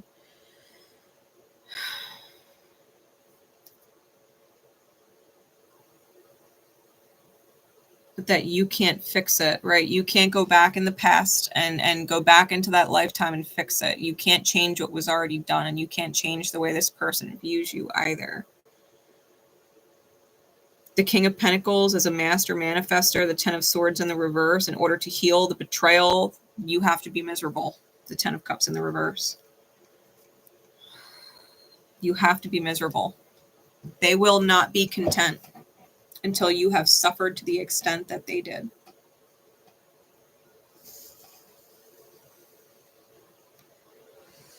And it is a very slow process, the Knight of Pentacles with the Devil.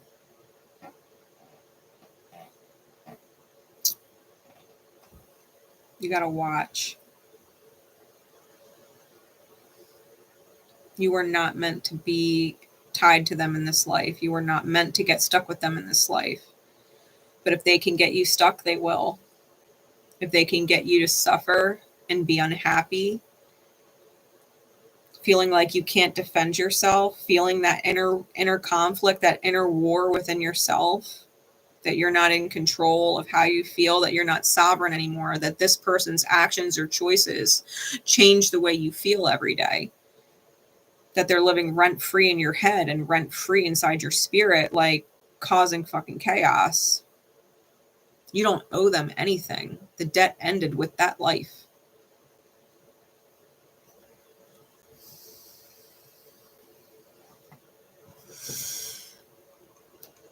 It's a little late, but let's get my energy alignment deck. Where's your energy at as person number? I'm going to call you the viewer person number 2. Wow. You guys got the first light cards. Protective, faith, and vulnerability, and honest.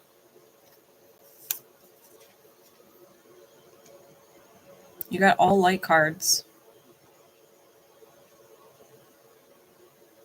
You might want to protect this person and not hurt them because you know you did in a past life. Faith and being honest and real with them. Being transparent. Trusting that spirit will fix it. You're in light attribute.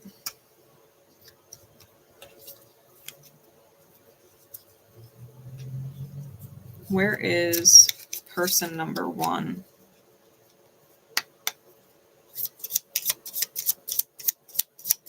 Yeah, you don't actually want to hurt this person. Deceiving. Inflates value, false promises, and mockery. Real diamond is the light on the reverse side. This person is deceiving. They are not the diamond that they come off to be. Especially to you. And they have victim mentality. Shadow. They're a victim.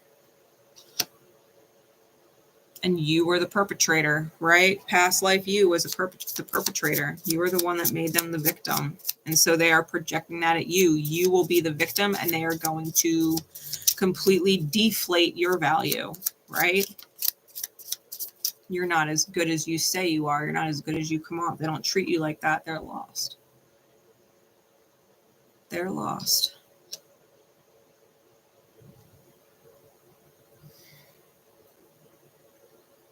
Self-ownership is on the top. That's what both of y'all are working on.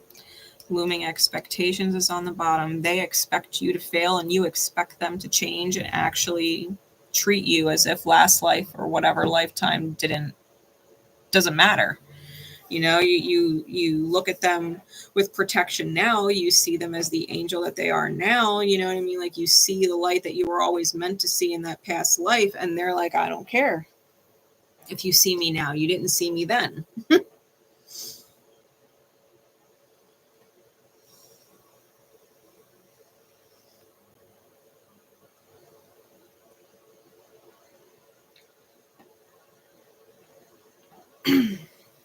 This person doesn't know how to get off of it.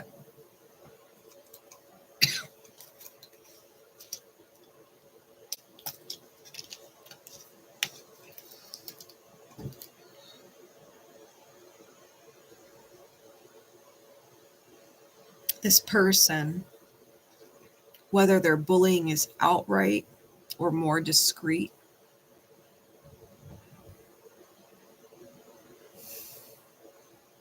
It makes me sick.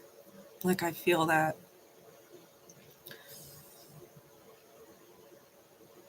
sick feeling, and they might look at you that way.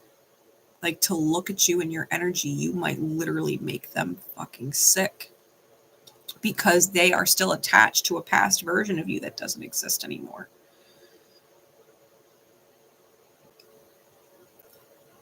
They're a bully. Not to anyone else but you. You can't take it personal. You can't take it personal. The way they treat you, you cannot take it personal and diminish your value. Do not be mocked and do not be deceived. Do not be made a joke out of. The illusion is feeling like you can't move on from this and that you have to write it, that you have to get them to see you for who you are and how you see them, and you won't. The illusion is that you can't move forward when you can. You have to disentangle yourself from this person.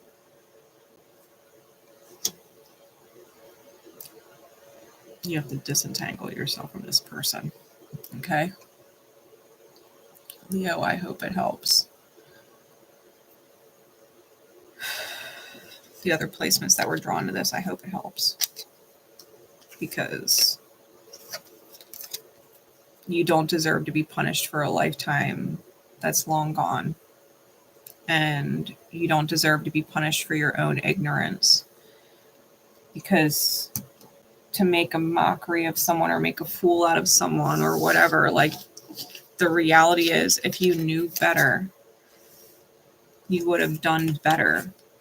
Whatever you did in a past life was still widely accepted by other people, or you wouldn't have done it. Like I said, there was something very public about the humiliation that they endured, but they're putting all of their focus and their blame on you, maybe not realizing that they were a catalyst for you to see once you left that lifetime, that you have been trying to make right on it as a person since, and not treat people like that. But they're not seeing that. You know what I mean? They're not seeing that who they were and the character that you played was going through a healing process that only really started taking effect once that lifetime ended.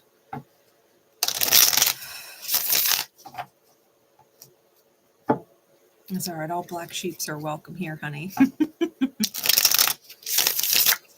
Mm-hmm.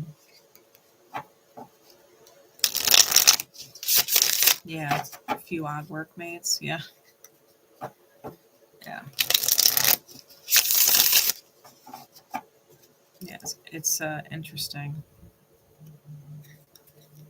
In a whole nother regard too, it could be like, let's just say you're your own boss, right? Or something, you run your own business. It could be like having one of those clients that is dead set on leaving you a negative review, no matter how much you've catered to them, no matter how much you worked with them, no matter how much you discounted your services or put in the overtime to make it perfect, or bent to certain demands that you wouldn't have necessarily done for anybody else, and they still leave you a negative review, and they still word of mouth tell other people that your work was garbage, or that you were a difficult person to work with, or it could be like all kinds of things. Like, no matter how good you are to them, they will do whatever they can to make you feel less, that nothing you do is going to be good enough. They'll try and make you feel unworthy of good treatment, because that is the energy that they felt in that life, and they're blaming you for it. Right? Yeah. Okay. Let's get into some all sign guidance for everybody.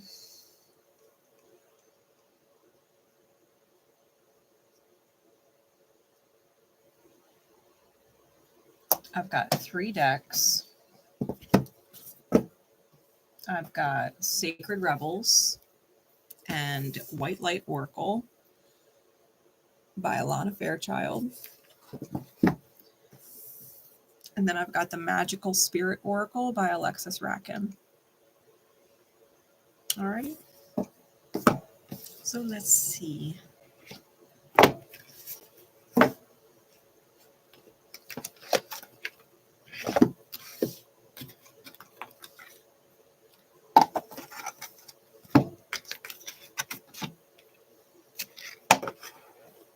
What comes out?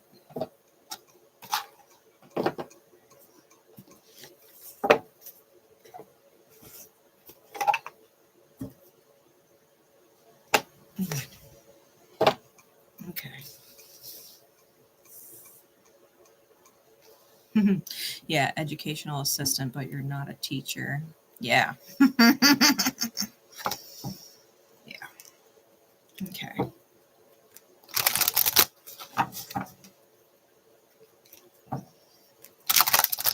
Spirit, please. What cards of guidance would you have for anyone who catches this in divine time? What message do they need to take with them moving forward to help them in their highest good, no matter what circumstance they're dealing with, mentioned in these readings today or otherwise? What is the guidance above all other guidance that you would leave them with, please?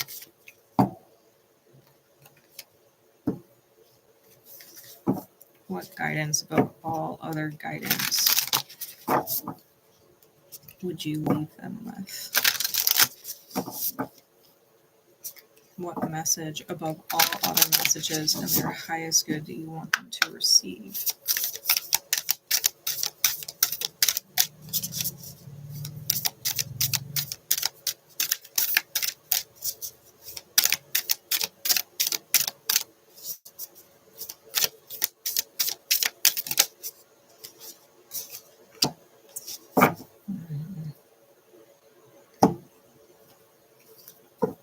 And the last deck. What card above all others, please, Spirit?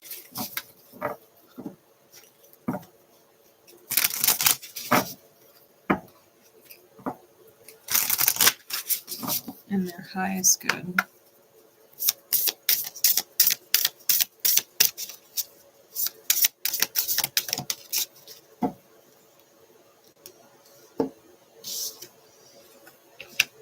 Okay.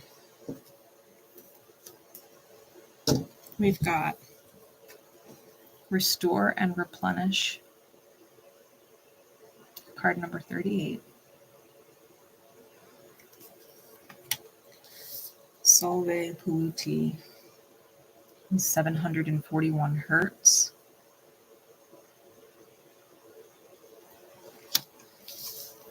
And the Lover. It is safe to surrender to the good feelings.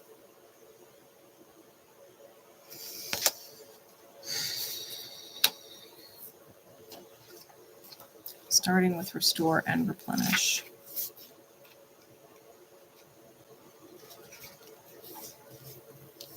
It says,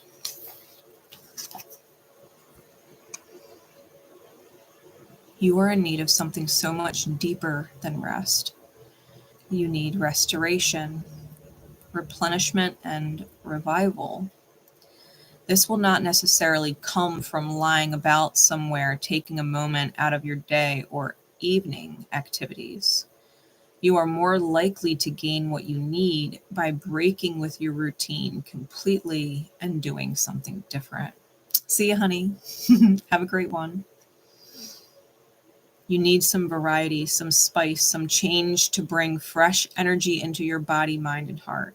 You need to restore and revive yourself by changing the usual flow of energy through your being. You could stimulate this process by going to a different place, meeting different people, and taking different actions to what you would usually do. You can return to your regular routine in time if it feels good for you. However, it is now time to move without pushing yourself beyond what is known, comfortable, and familiar. This oracle comes with a message from the great loving guardian, which is life itself. You have been working so hard and have accomplished so much already. However, you often sell your accomplishments short and focus on how much more is yet to be done. Life is telling you that it is time to put down the paintbrush, the pen, the endless lists, and the thinking mind, and get into your body. Take the time to experience yourself and of nature. Remember how to just be. In doing so, even for a relatively short amount of time, you will feel more of yourself and ready for the next phase. You might be surprised what just a day or two of this can do for you. Restoration does not have to be a long and involved process, especially if it is attended to when needed. This oracle is also confirmation that you are in an important transition phase between one level of experience and the next. If you feel as though you are treading water or are in a sort of purgatory somewhere between your old life and your new life, then this particularly applies to you. If you can't quite break into the level you're reaching for, have faith. You are just taking a breather between races, and soon you will have the power and energy you need to reach for the next level and succeed. If you've been considering a new endeavor or have recently started one, then the oracle brings a message of encouragement. Yes, it is a good step forward for you. You might be worried that you are taking on too much, and you are encouraged to take time out to rest and rebalance yourself, but you are supported in your need for new and different experiences to refresh your spirit. This oracle also comes with guidance for your healing. If you've been under the weather, you will soon be well again. If you've been working on healing your body, mind, or soul, this oracle comes with assurance that what you are doing is working and bringing you benefit. Even if you are yet to experience the full extent of that benefit, continue with your work and know that you are indeed healing. It says, take a moment and imagine that you are floating in an ocean that has colors of turquoise and deep green and darkest, deepest blue. Notice what colors feel good. Enter and remain in that space that feels good for as long as you like. The water may be warm and sparkling, shallow and heated by the sun, or cool, deep, and mysterious. Allow it to be whatever feels good to you. Allow yourself time and space to float, to take it easy for a minute. Maybe you have your routine every single day. Maybe your routine wears on you. Maybe today, for a little while, you go somewhere relaxing and enjoy the view. For me, when I was still in New Jersey, I would take a trip to Cooper River. Whenever I was stressed out, if I could make it to the beach, I'd make it to the beach. And I would take a few hours, if not the whole damn day, and just sit and watch the water. Whether it was the river or the ocean, it didn't matter. I would take a break out of my everyday life and just detach. I wouldn't answer my phone. I would listen to my music or whatever it was, or just listen to the waves, watch the birds, go and get myself something to eat, and just be around different energy in a different environment for a while.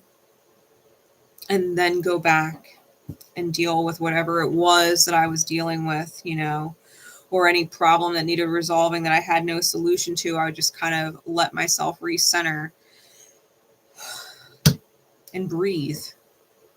Trust that it was all going to work out the way it was meant to work out, and to not try and control it so much, 𝐬𝐞𝐫𝐞, card number 19.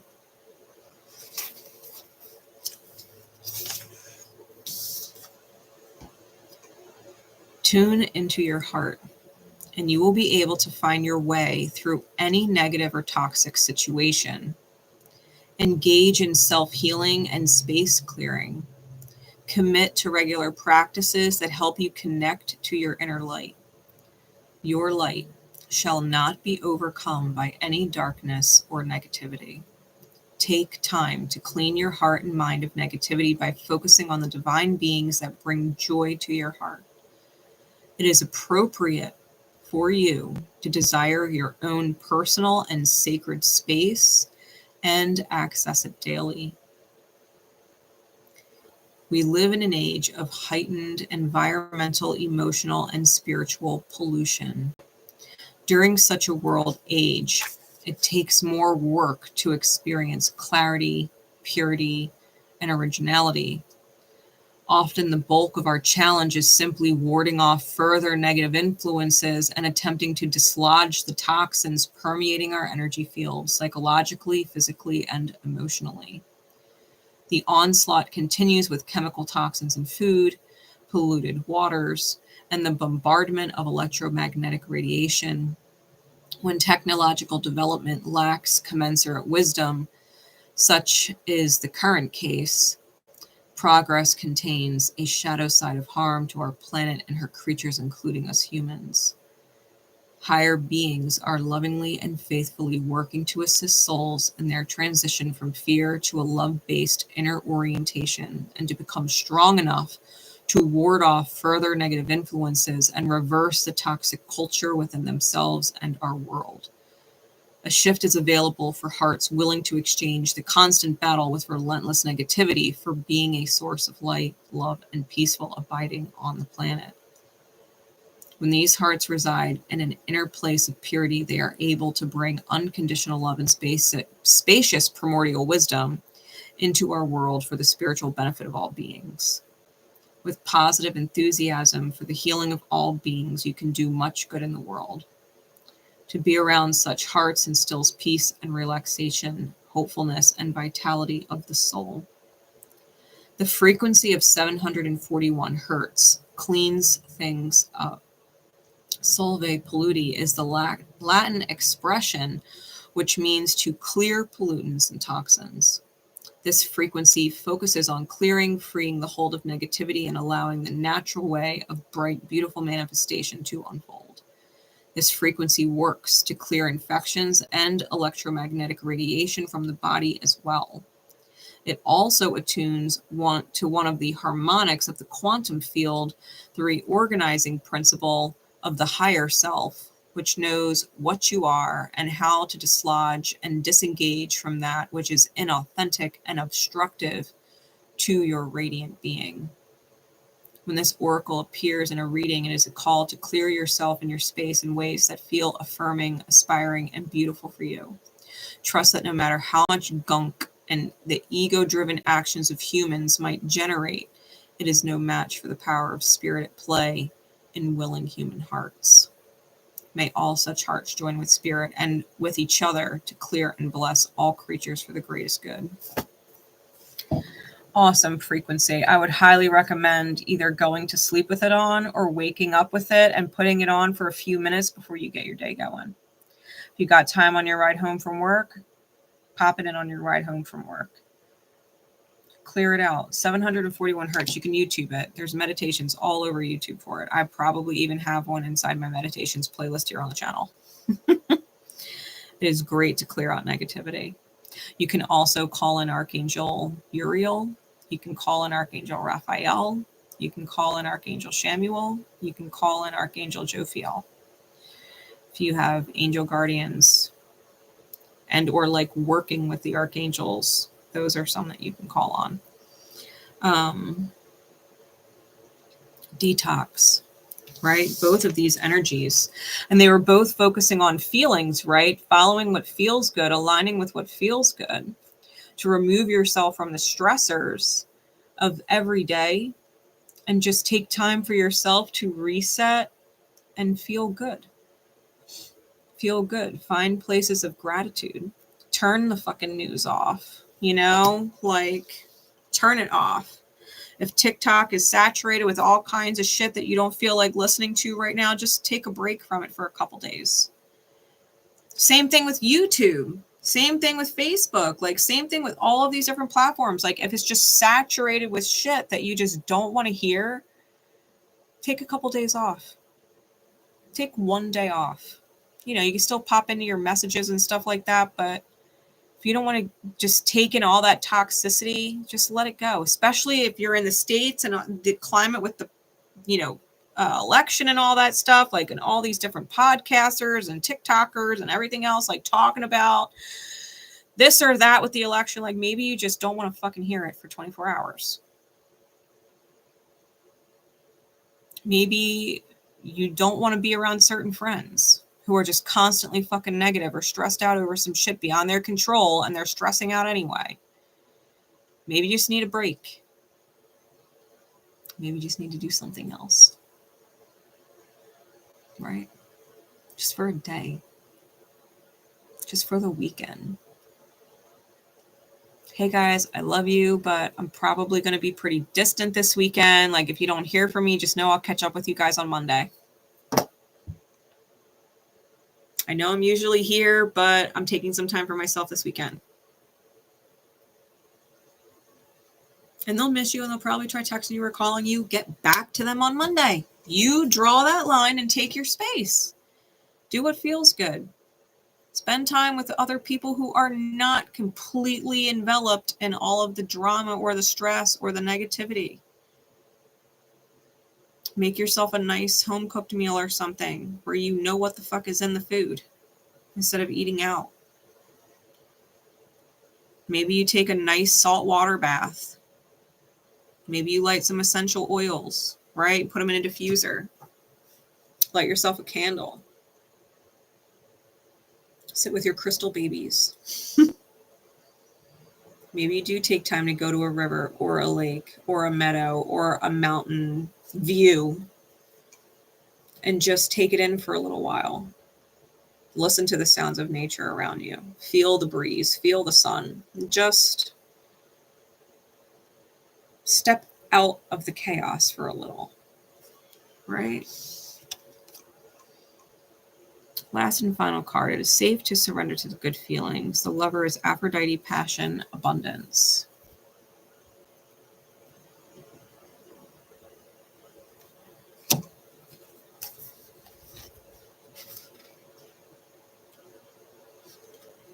Let me read this for you. This is a quick little book. I love her book. She was an artist that I was following on Facebook for the longest time. And then I saw her post one day that she made a deck, and I was like, get the fuck out. I pre-ordered it. I pre-ordered it on Amazon.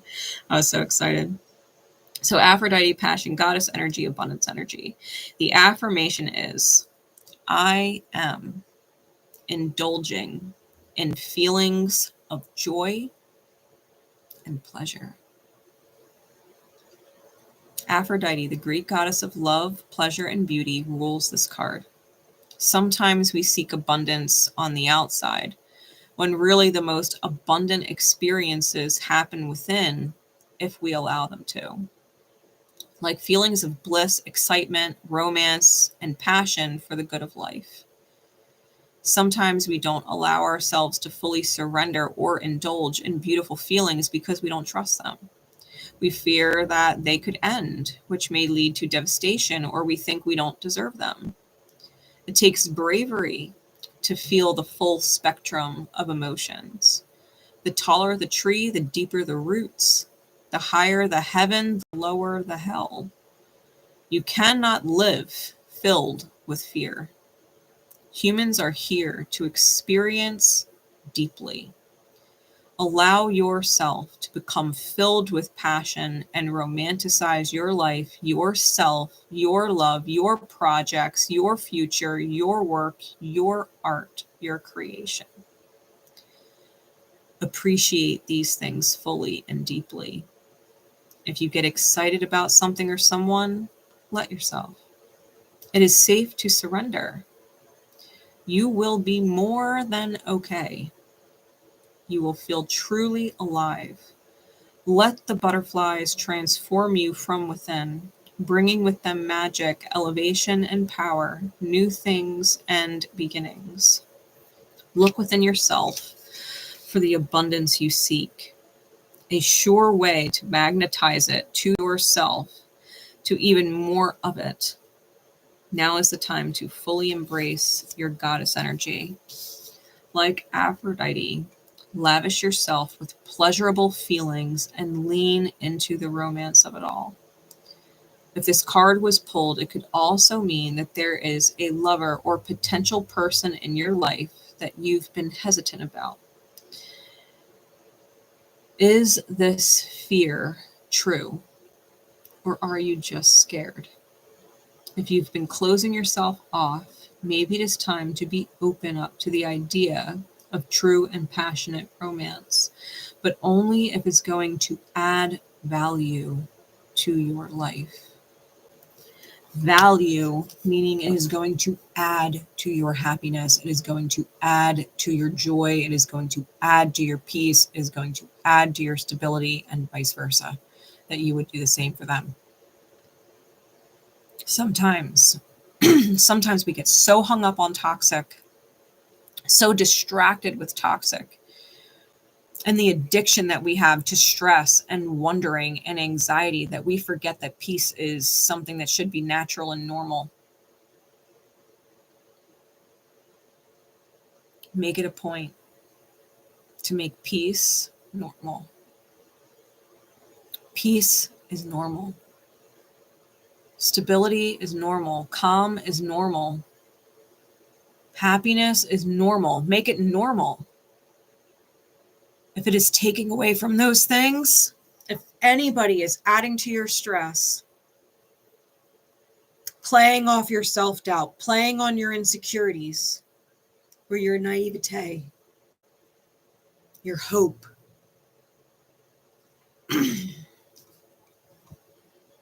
that is not normal from the eyes and intention and heart of spirit. It is not normal. Those are low vibrations we are taught and must rise out of. Make your peace normal. Make it a priority. God knows if someone were to try and come in my life and disturb my peace, oh, hell no. Oh, hell no. No, I don't think you estimated just how much I prioritize my peace. Like, I've created peace in my life. It was not always this way. I chose it. I chose to prioritize it. I am at such a place of peace that if anybody were to try and come in and disturb it, not come in, but come in and disturb it, oh, no. No, I'm good, thanks. But Grace, you're all by yourself. No, I'm not. I got friends. I got my son. I got my soul family. So what if I'm sleeping in my bed by myself? I don't give a shit. I don't give a shit. I'm at peace. I am at peace. I get a sound night's sleep. I'm not dealing with alcoholics. I'm not dealing with anybody blowing money in my bank account besides me. Like, I'm at peace, and I value that. So people that enter my life and become in close proximity to me, like, they're bringing peace. They're bringing more of it. More stability? Great. I'm in. I'll double yours if you double mine. Great. Everything else, they can stay outside. I'm not joining the circus. I don't want to go. I don't even like clowns. I don't even fucking like clowns. They can stay at the circus. I'm not going. I'm not going to the fucking circus. You could not pay me. You could not pay me to go to the fucking circus. Fuck all that. I hope these messages helped for you guys. I really do. Prioritize feeling good. Feeling good is normal. Feeling good is normal. Spirit would have us meant to be that way. We choose otherwise. But we are meant to enjoy life. We're meant to be at peace. We're meant to look around and love the people and the places that we're in and who we are involved with. There is someone out there for everybody, whether it is a romantic soulmate or a deep friendship or a relationship with a dog or a cat. And they are your literal best friend and they get you. It doesn't matter who or what it is. As long as you are at peace and you have a soul that is meant for you in your life. We all do. We all do. Souls come in different packages, but they are there for us nonetheless. So do not get down on yourself for protecting your peace and those that add to your peace. All right. With that, I'm going to wrap it up and let y'all go. I'll have timestamps in so you guys can go back to it. I love y'all. I hope y'all feel blessed and loved and supported in life. God knows I am here for you when I'm divinely called to be so. My email's in the description if you really need it. All right. Bye, everybody.